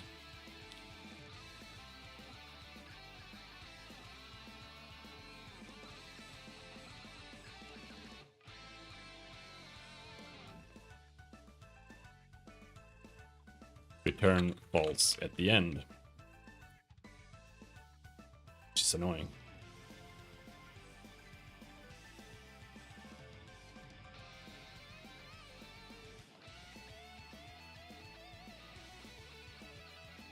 Or rather, it should have this. Something like this. I'm just not sure if current frame index and action length is what we're looking for. But I think it is.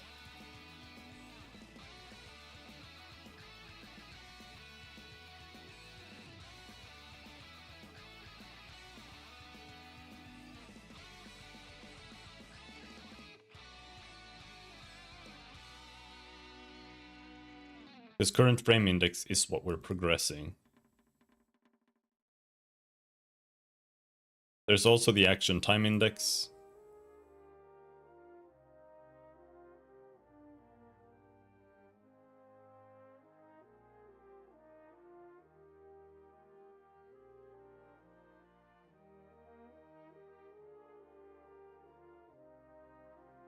But it might actually be action time index and animation length that should go.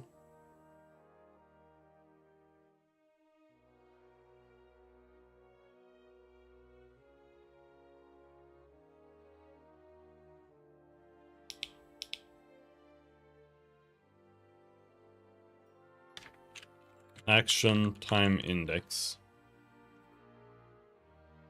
I think that's how it should be. The action time index.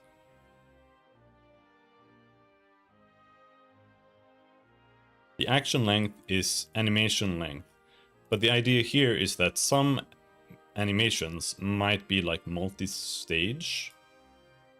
And that is going to be... I think I even made one somewhere.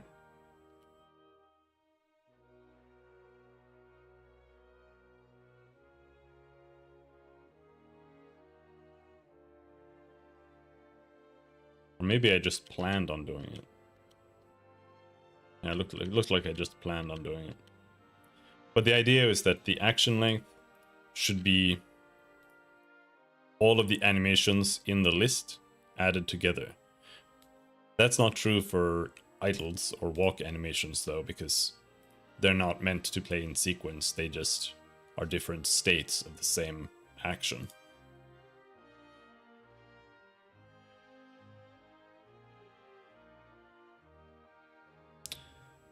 But yeah. We'll add booleans. Add boolean. And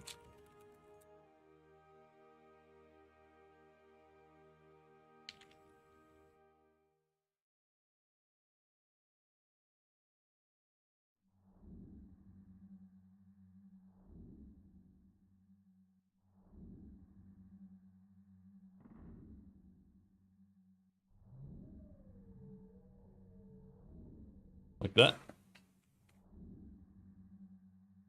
That's what we're gonna do when I get back. But I'm gonna go for a little run and go to the store and buy something to power me when we're playing Dune later. But I'll be back in a bit, 20 to 30 minutes. See you then.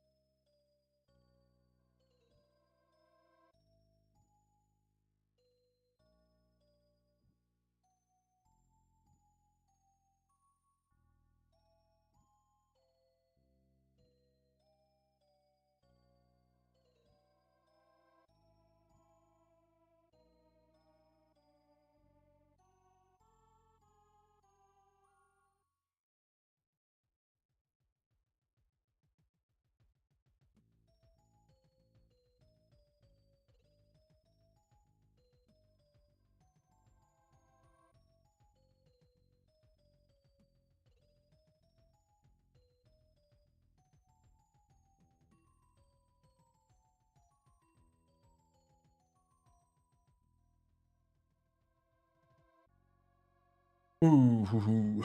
We're back. For a while.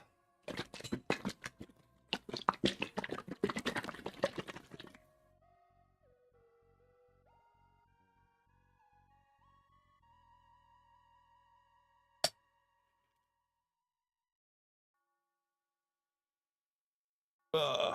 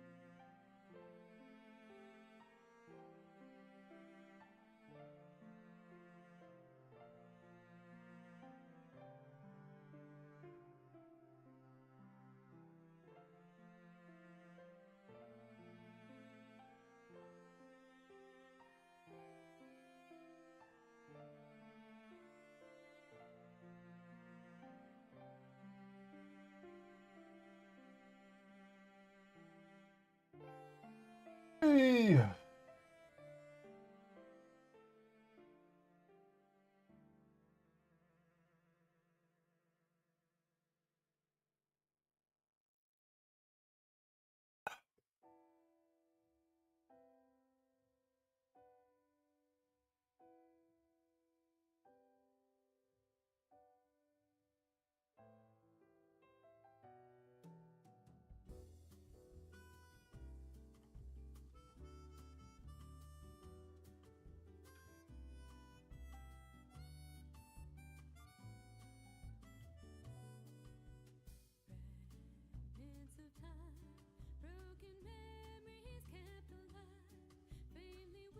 Mm.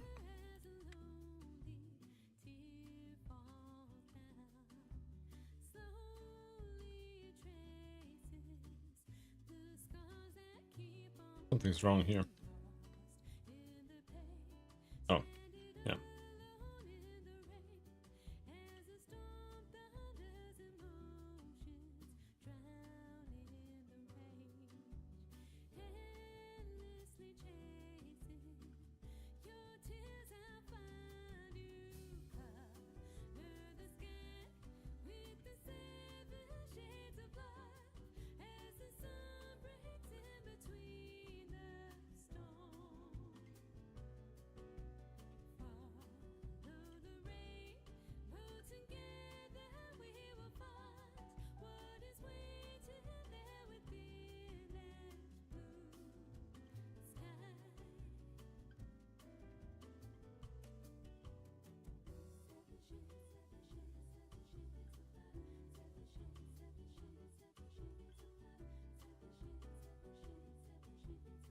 I want a transparent microphone. Can't see my buttons. Need to see the keyboard, you might say. Yeah, I do when I need to press like P.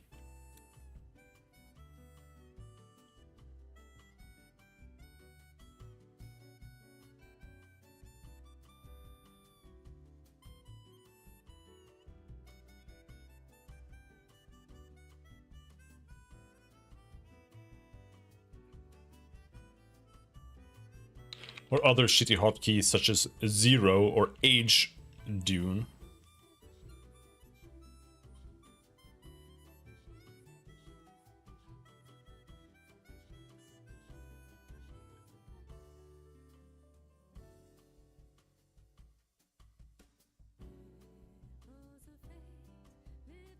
Alright, all of that is set.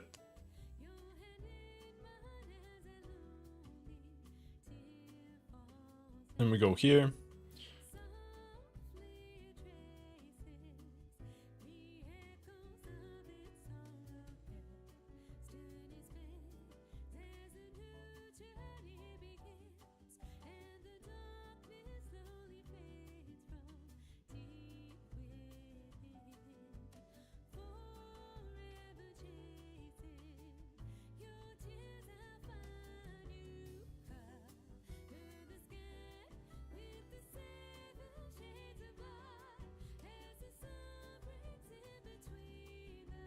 Oh.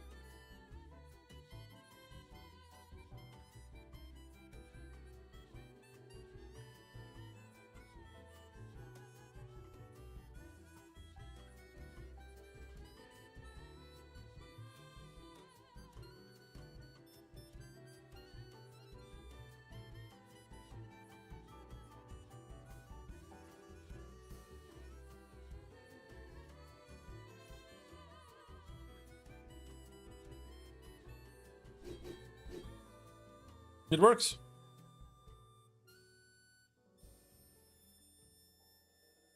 However, something is wrong there.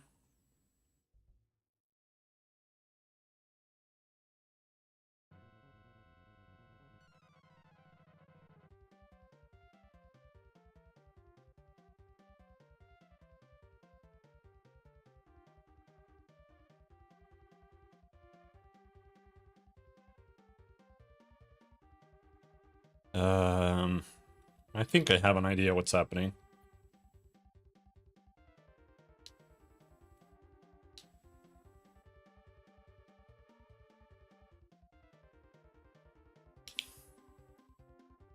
Here, action state.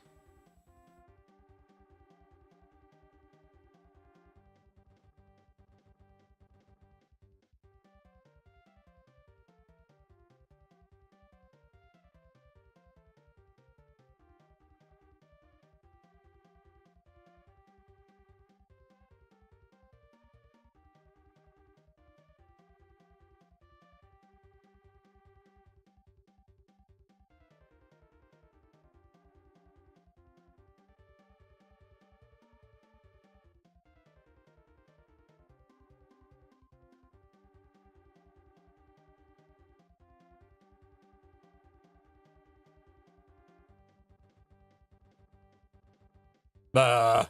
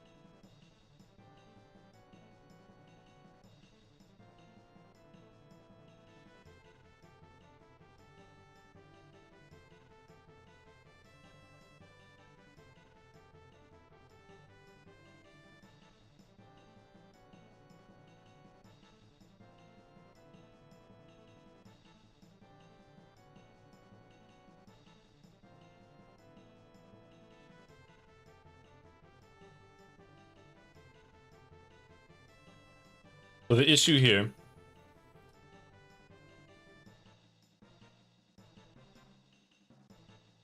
is that if I can't, like here, I'm setting an action state. And that should really just be action type equals 0. That's when we set an action state.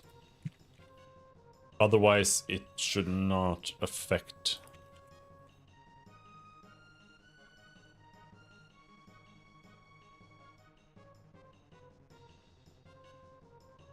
Mirror shouldn't really be set here either, to be perfectly honest.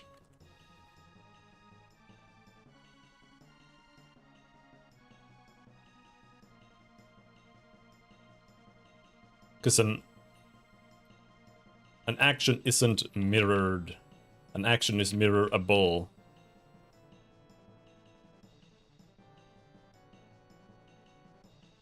And then it's mirrored based on outside factors, such as spacing, direction.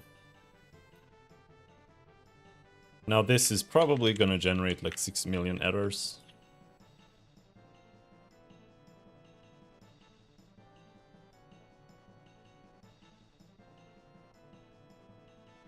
But we'll see. Nope.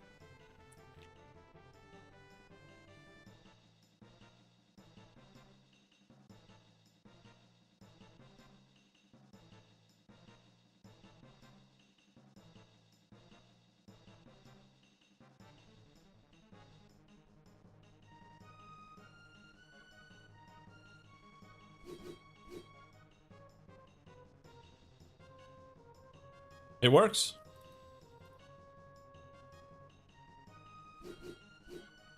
He takes hits. He recovers.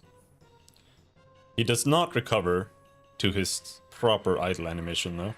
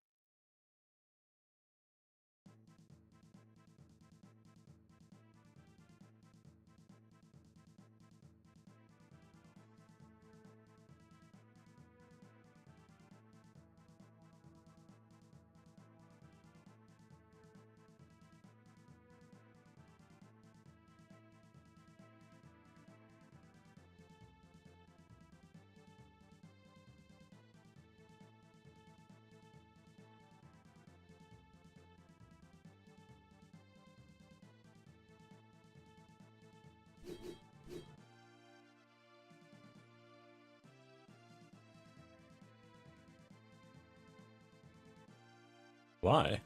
Why is he not playing the correct animation?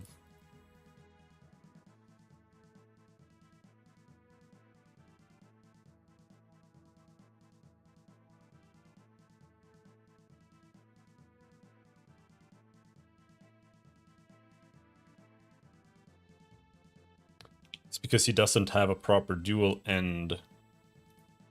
If we go check Rhea. Man, I wish it could decide. Yeah. She has a proper dual end here. So let's take that and give him that too.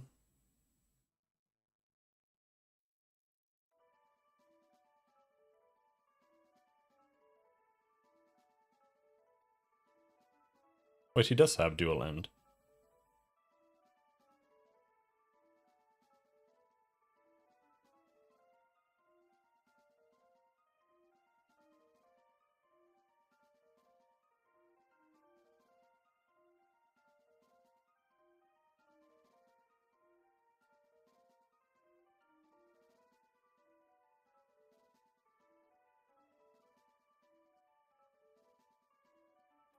And we'll see.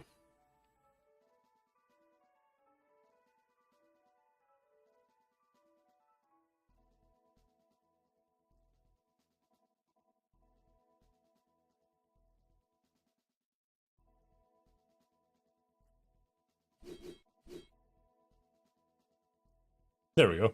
Now he recovers. All right, so that worked.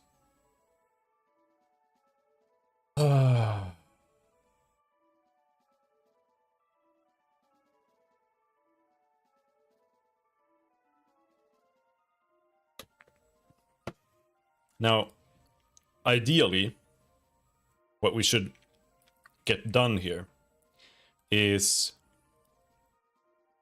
all of these should have something in them. None of them should say null, including run. It would be okay to have not have run on like the Nephir, for example, but for Rhea, definitely all of them should be filled in. Oh, this is Rhea.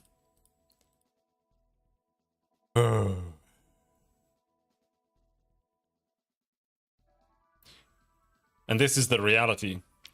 Programming every character means manually implementing every single thing that they can do. To some degree. It's going to be a lot of copy pasting, but yeah.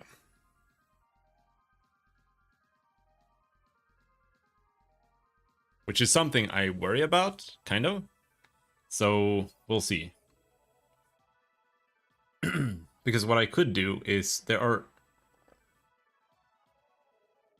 maybe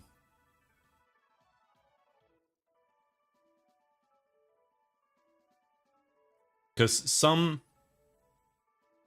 actions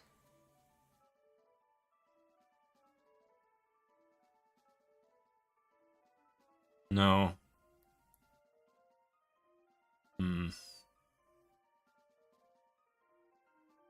yeah, because some actions have the same behavior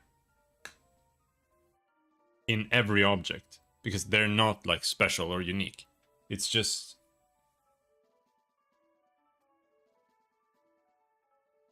an idle animation, for example. And all idle animations look like this. And what I could do is I could make a static method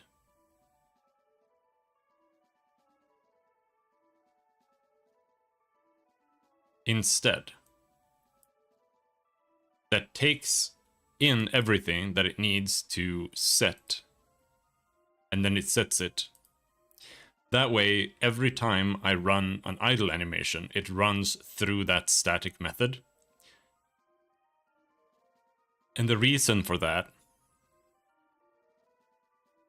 is because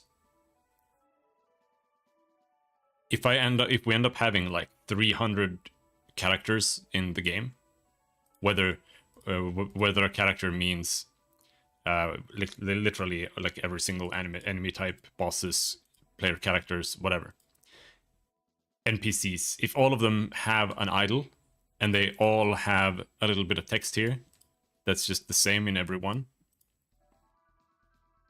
what if something here is wrong and needs to be changed later down the line? That's gonna be like an entire day just to change how the idle works.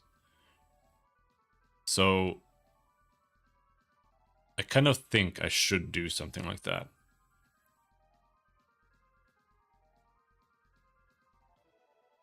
But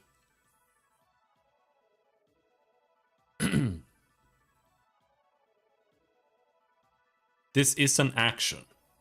So instead of it being a static,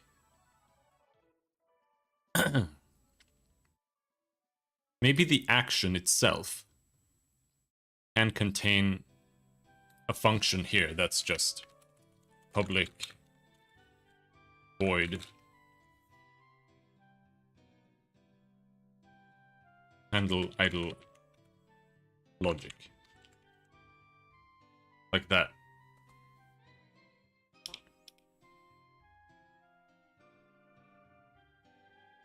And then here, instead of behavior doing all of this, we just say handle idle logic.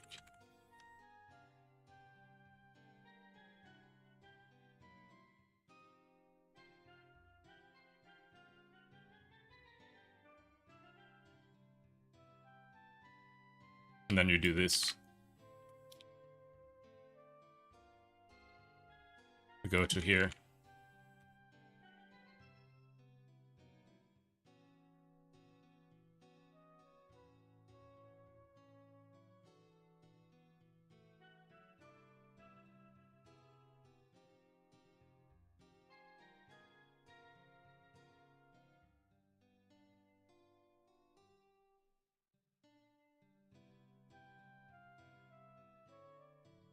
Like that.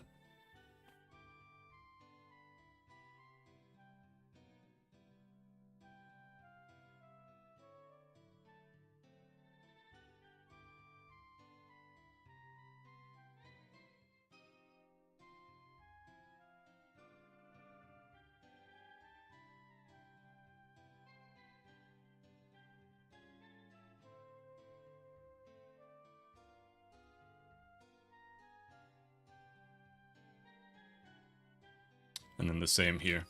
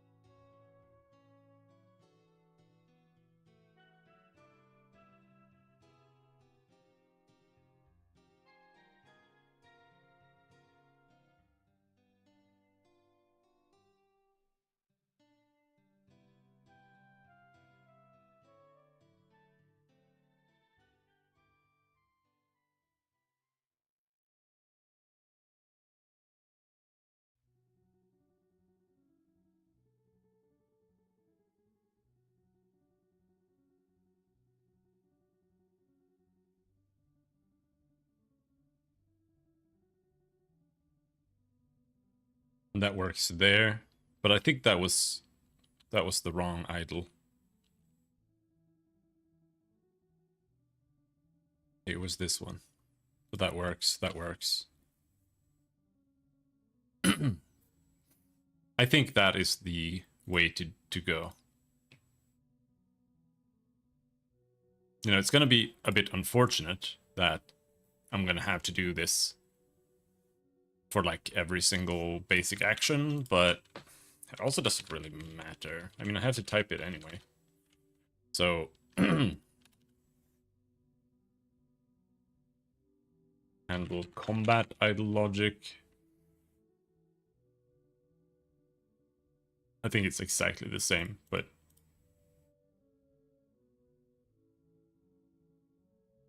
handle combat hurt logic.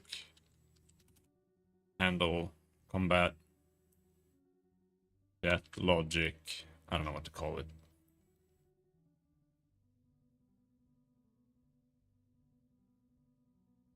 I'm just gonna call everything that is called.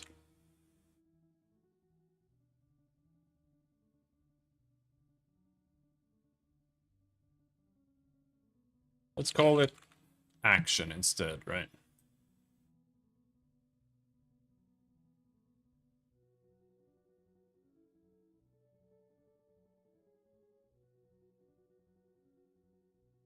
There are, unfortunately, a million actions. Combat dual action. Combat idle. Dual end action. Combat casting action.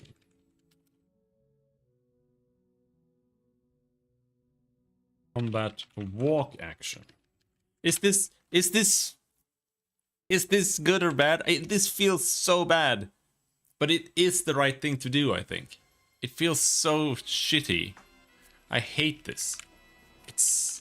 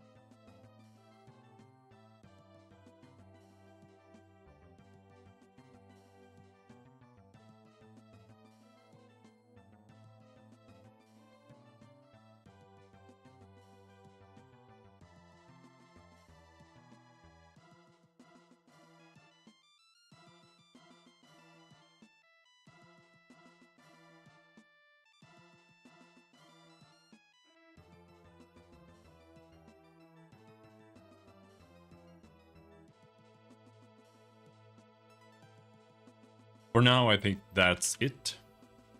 There's gonna be more later, but for now, who cares?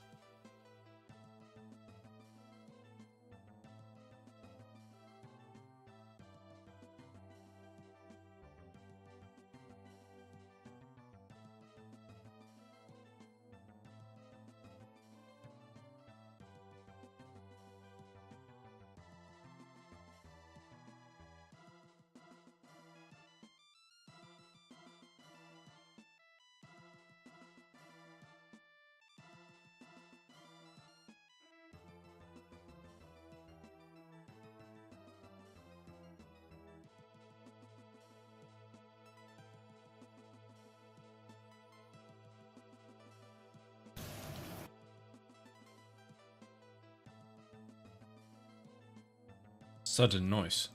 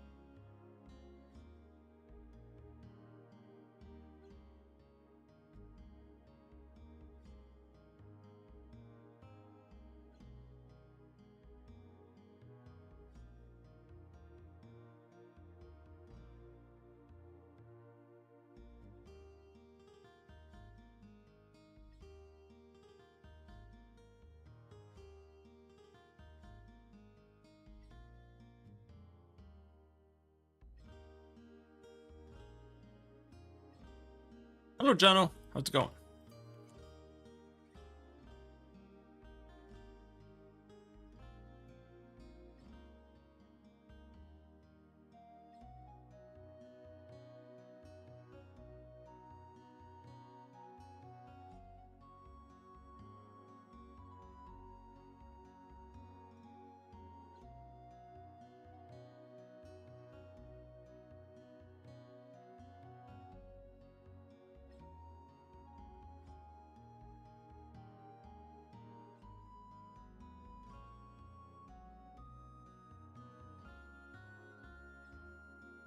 Going better since it's weekend already. It's still Monday. Gonna be Monday for a while.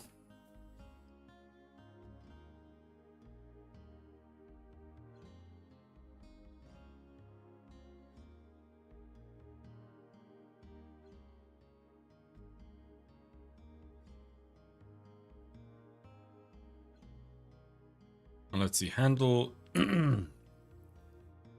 combat duel. That goes there.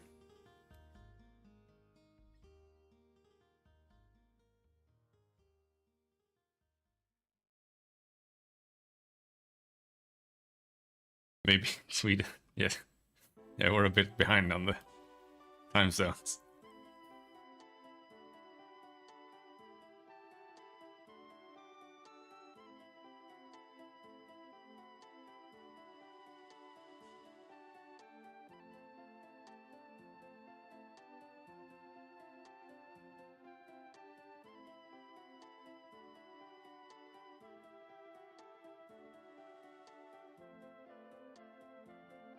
I'm not sure I've eaten dinner since Monday. That sounds pretty bad.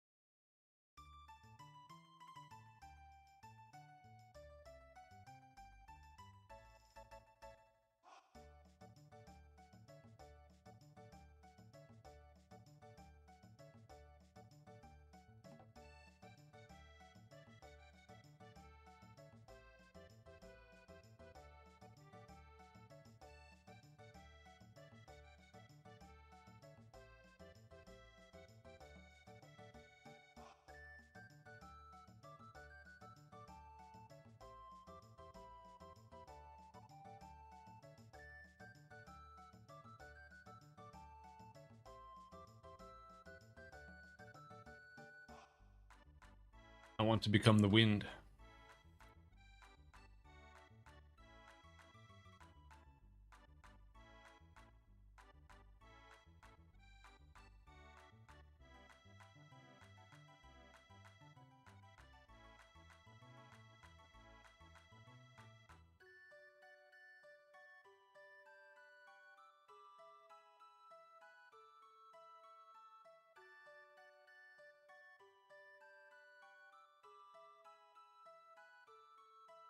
I didn't put anything into handle combat idle, but handle combat idle is exactly the same as normal idle. So we just take this, shove it in there.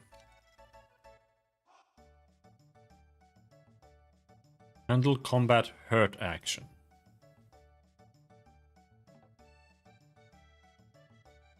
Didn't give Rhea a hurt yet. Fear has a hurt.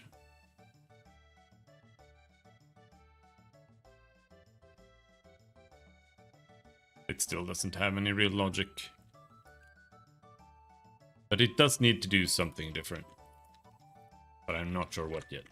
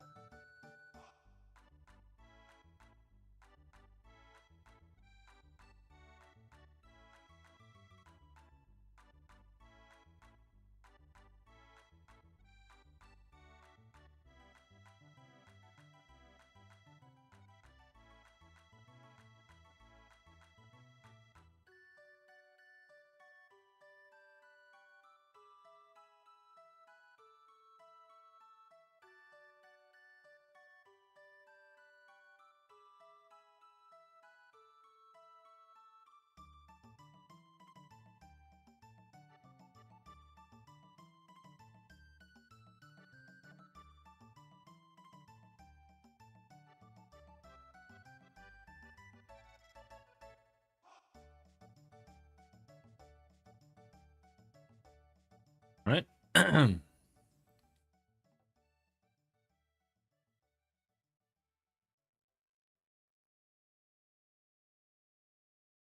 Dual end.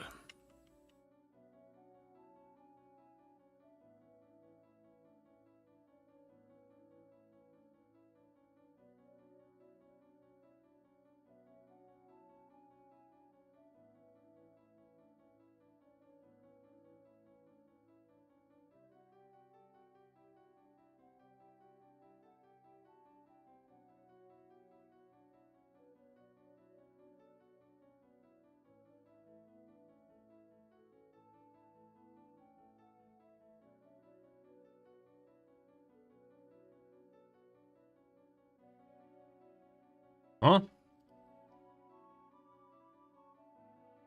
This is the spearman.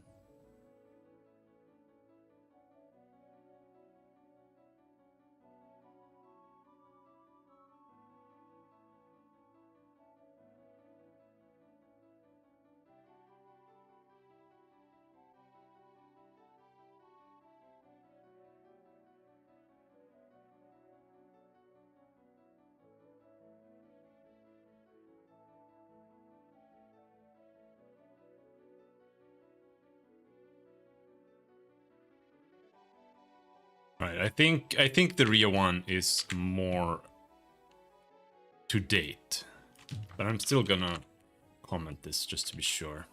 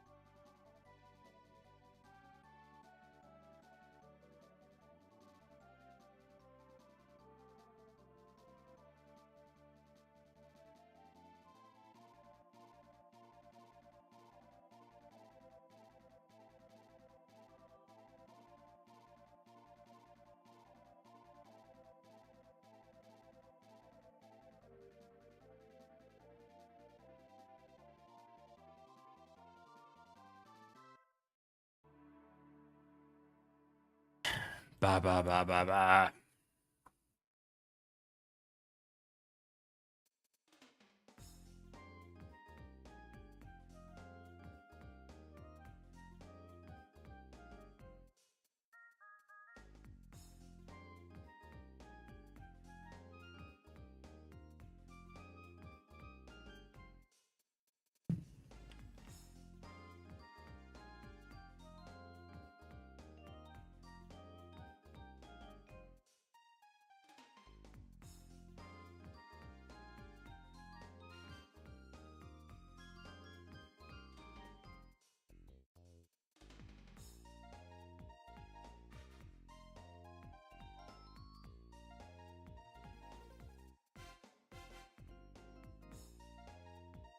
Combat idle. Handle combat idle action. User main controller.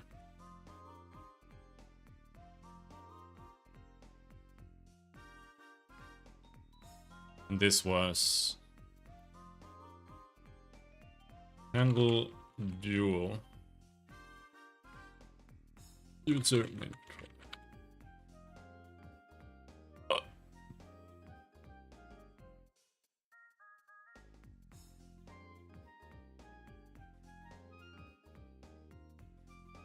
Handle death.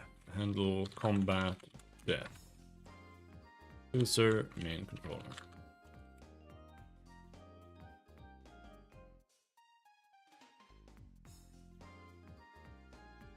Alright, I think that's a good way of handling it.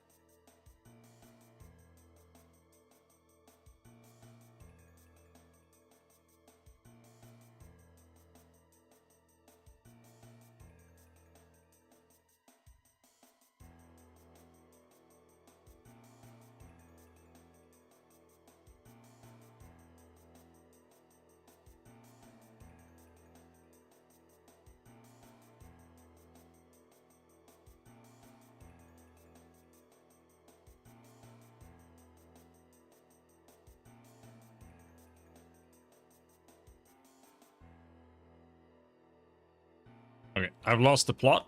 I don't know what's happening right now.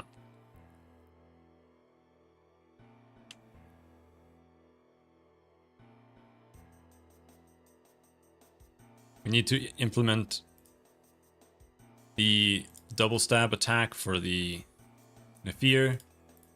Rhea needs to have her death and hurt animations implemented. We need to implement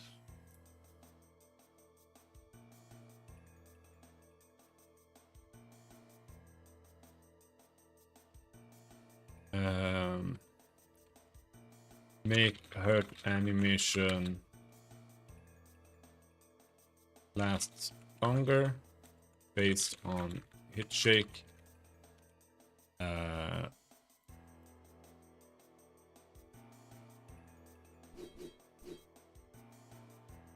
Fix hit shake. Yeah.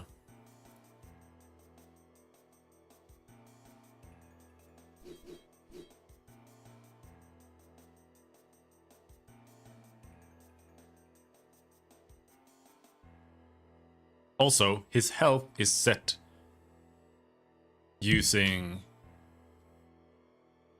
a float. That should not be true either. The health should be an integer.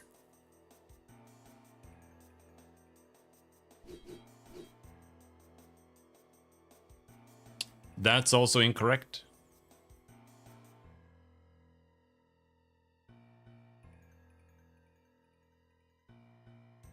For whatever reason, he transitioned from death to idle.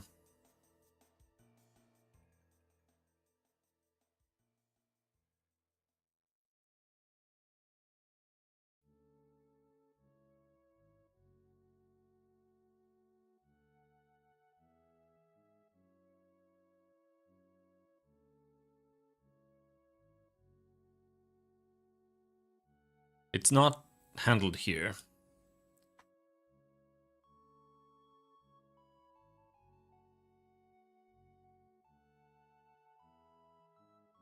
But where does that happen?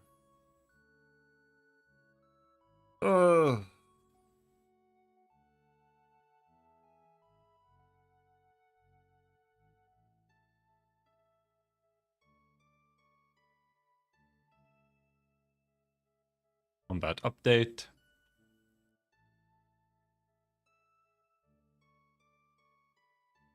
Set combat phase dual end.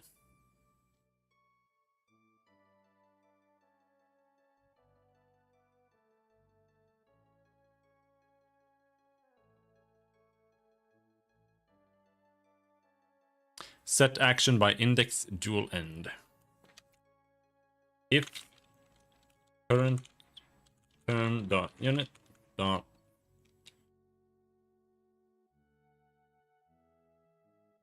action module dot action state does not equal action state dot death, then we'll set the action to dual end.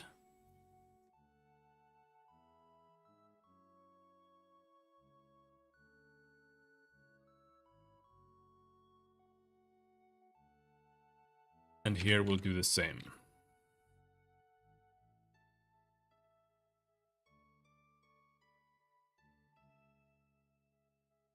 Except it's that.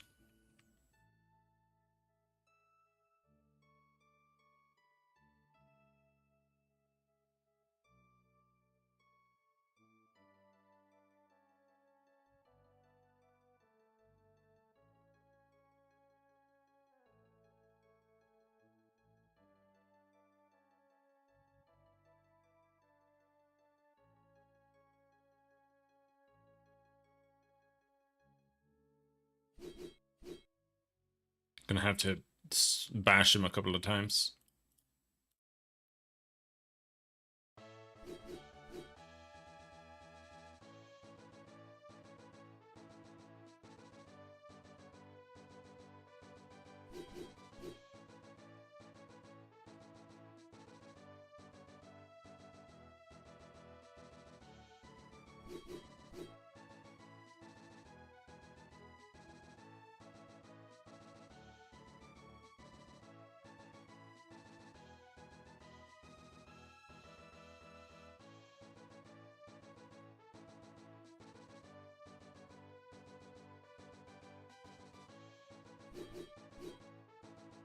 You can keep attacking him when he's dead. Also, the next question is...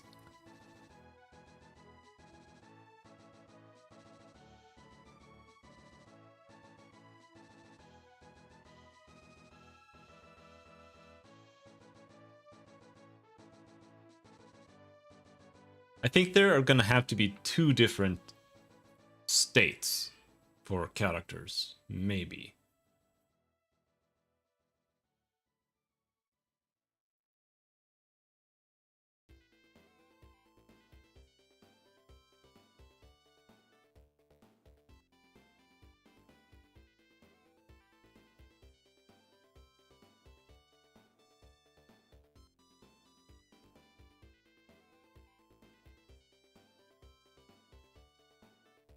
There are a bunch of different potential ways to do things. So,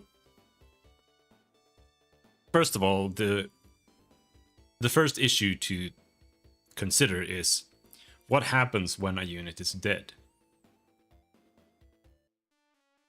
Can I walk over him? The answer should be yes.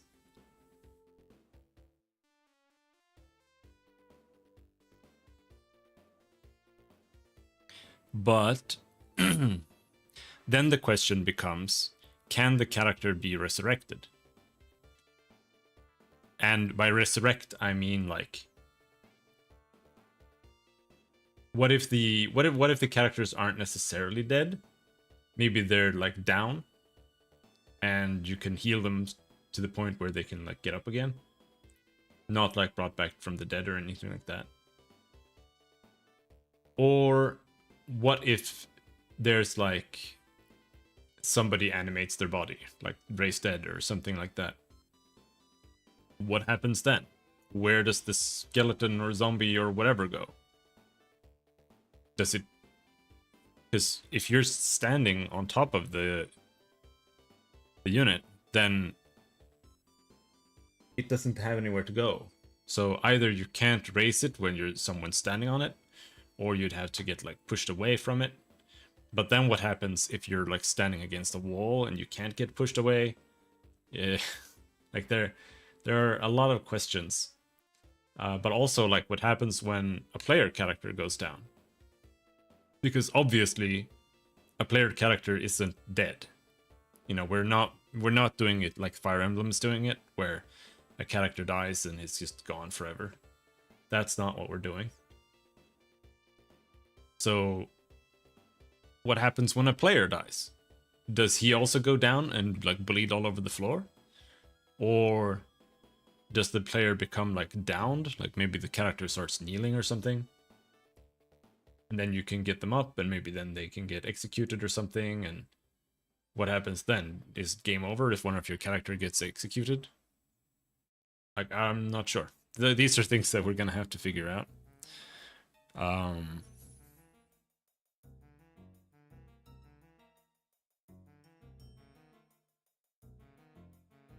Because the one thing we have talked about is healing, and like we don't want healing to be a significant factor in the game. Healing in the world is meant to be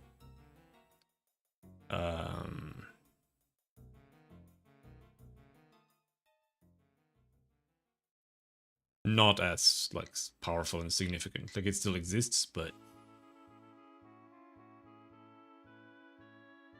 leaking information here, by the way. That was a leak. But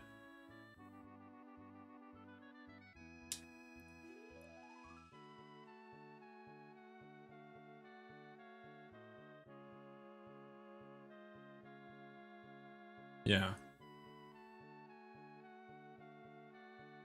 So I'm just thinking like, is there going to be a difference between a player going down and an enemy going down in terms of like being able to walk over them, and also in terms of being able to help them up?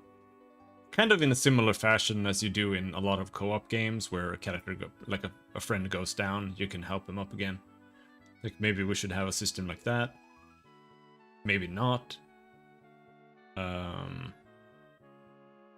Well, like, for example, right now, this character is dead, but he still counts as a character that's just standing there. Oh, in fact, it's his turn right now. It's not. Not only is he a character, it is his turn.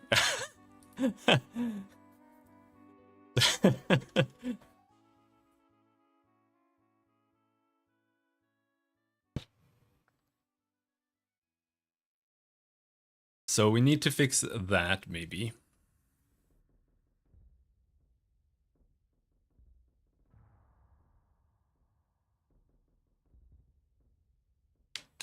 There are also weird issues that we have to fix.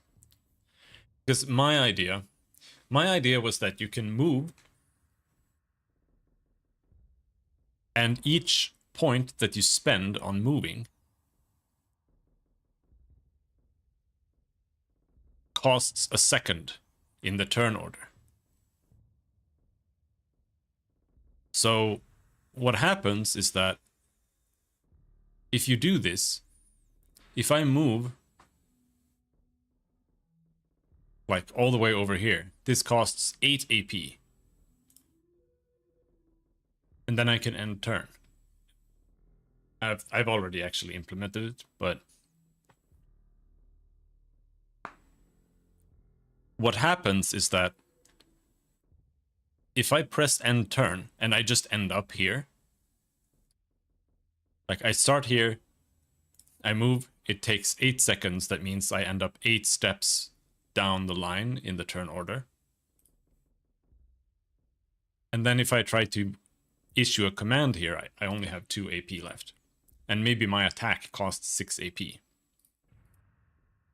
But what I could do is I could move, and if that still puts me before my target, or like whatever, then I can just hit end turn, and then it'll become my turn again before my target gets to act, and then I have all my 10 AP back, and then I can use just any attack. So that makes the gameplay be kind of weird, and it becomes about like this really unappealing like AP optimization thing where you have to like move and then end turn to get your AP back, and then you can act. And I hate that. But what I've done is that simply if you press end turn, it costs 2 seconds to end your turn.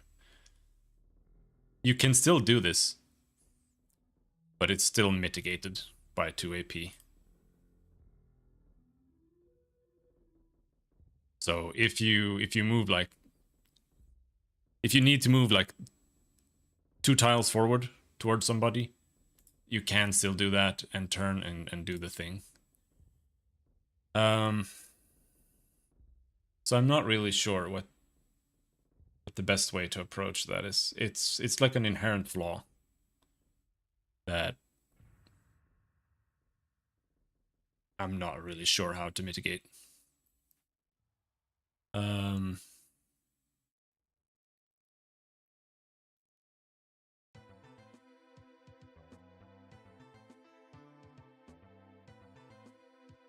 Yeah.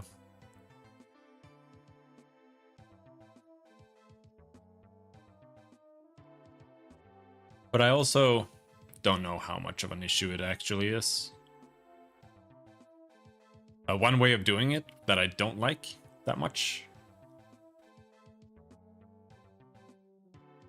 is to always make a move be like the end of the turn.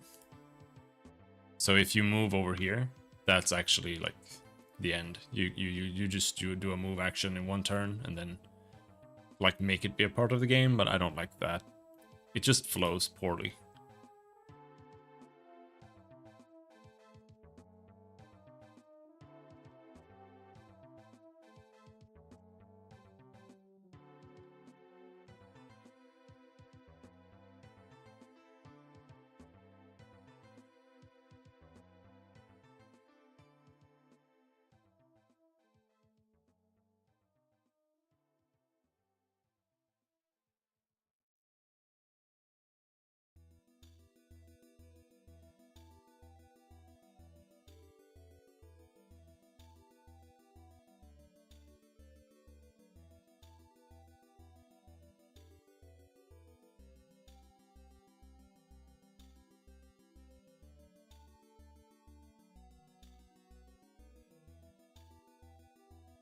Yeah.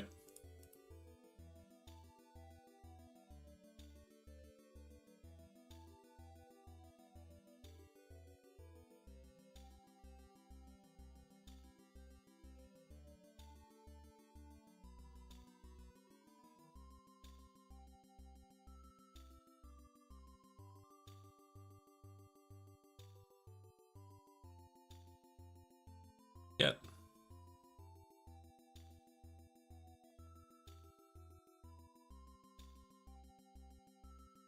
Was some game a few years ago, I believe it was called Other Side, that worked on this kind of fluid initiative turn order, and I ended up finding a way to have turn after turn with enemies not able to respond. Yeah, that's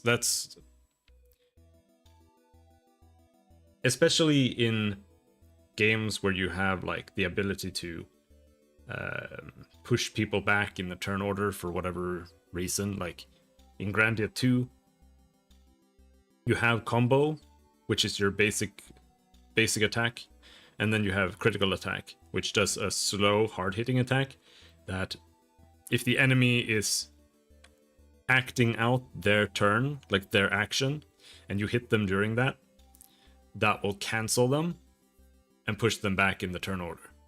And you also have skills that can do this too. And what ends up happening in Grandia is that almost every single boss just gets completely bullied because you're just canceling, interrupting them every single turn. They can't do anything at all.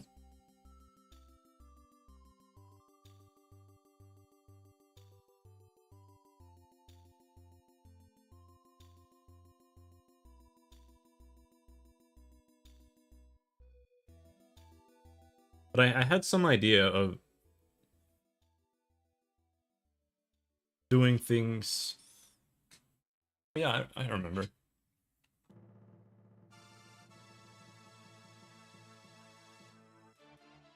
Had some extra ideas for how attacks should work that I would have honestly forgotten now if Kyle hadn't brought it up a few weeks ago.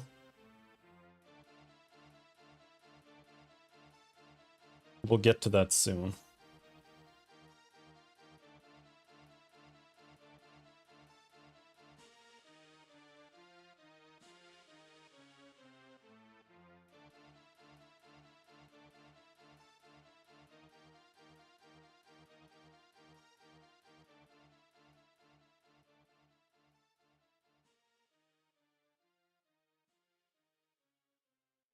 I am about pooped for today, I'll be honest. But I do want to keep working, but I can't. Maybe a little bit more, but not much. I do need, I have some other things I need to do that I haven't managed to do all week.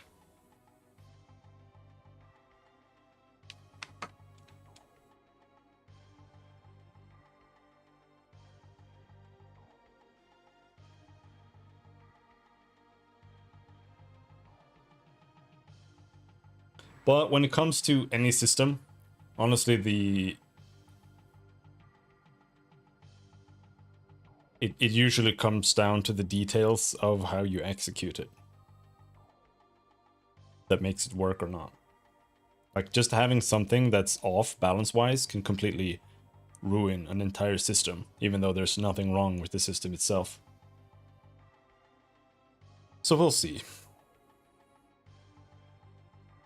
That's why we need to... That's why I haven't started moving away from Unity or anything like that yet, because we need to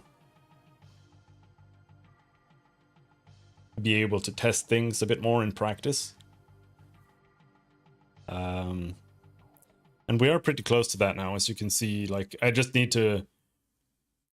I need to make dying be a real thing. This character needs to be removed from the turn order. He needs to be removed from the tiles he's standing on. He just needs to be there on the ground.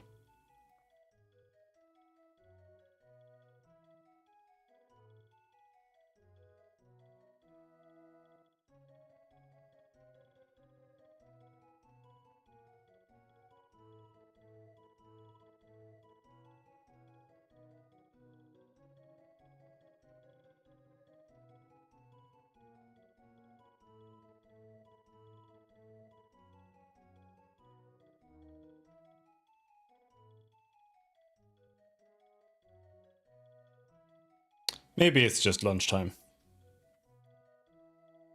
It is lunchtime. Like it's been 4 hours. And I think we did a decent amount today. I'm also quite happy with the action thing that I did where everything that's the same for everyone is in one method instead of in like a million methods. That's gonna save a lot of headache.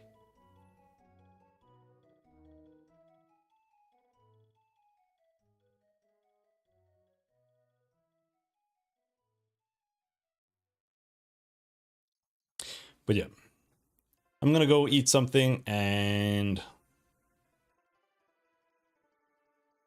then I'm gonna do some writing. I'm gonna try to do some writing and then we'll play some more Dune.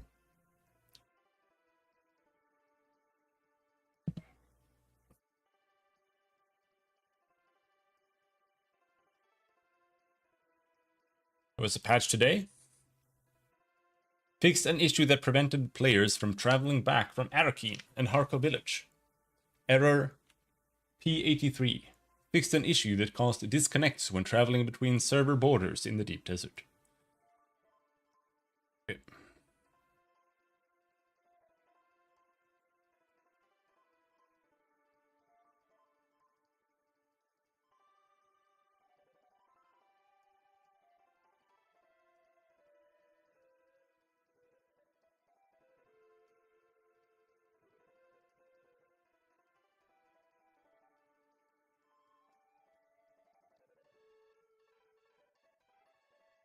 Yep. Until next time. Thanks for hanging. Have a good day.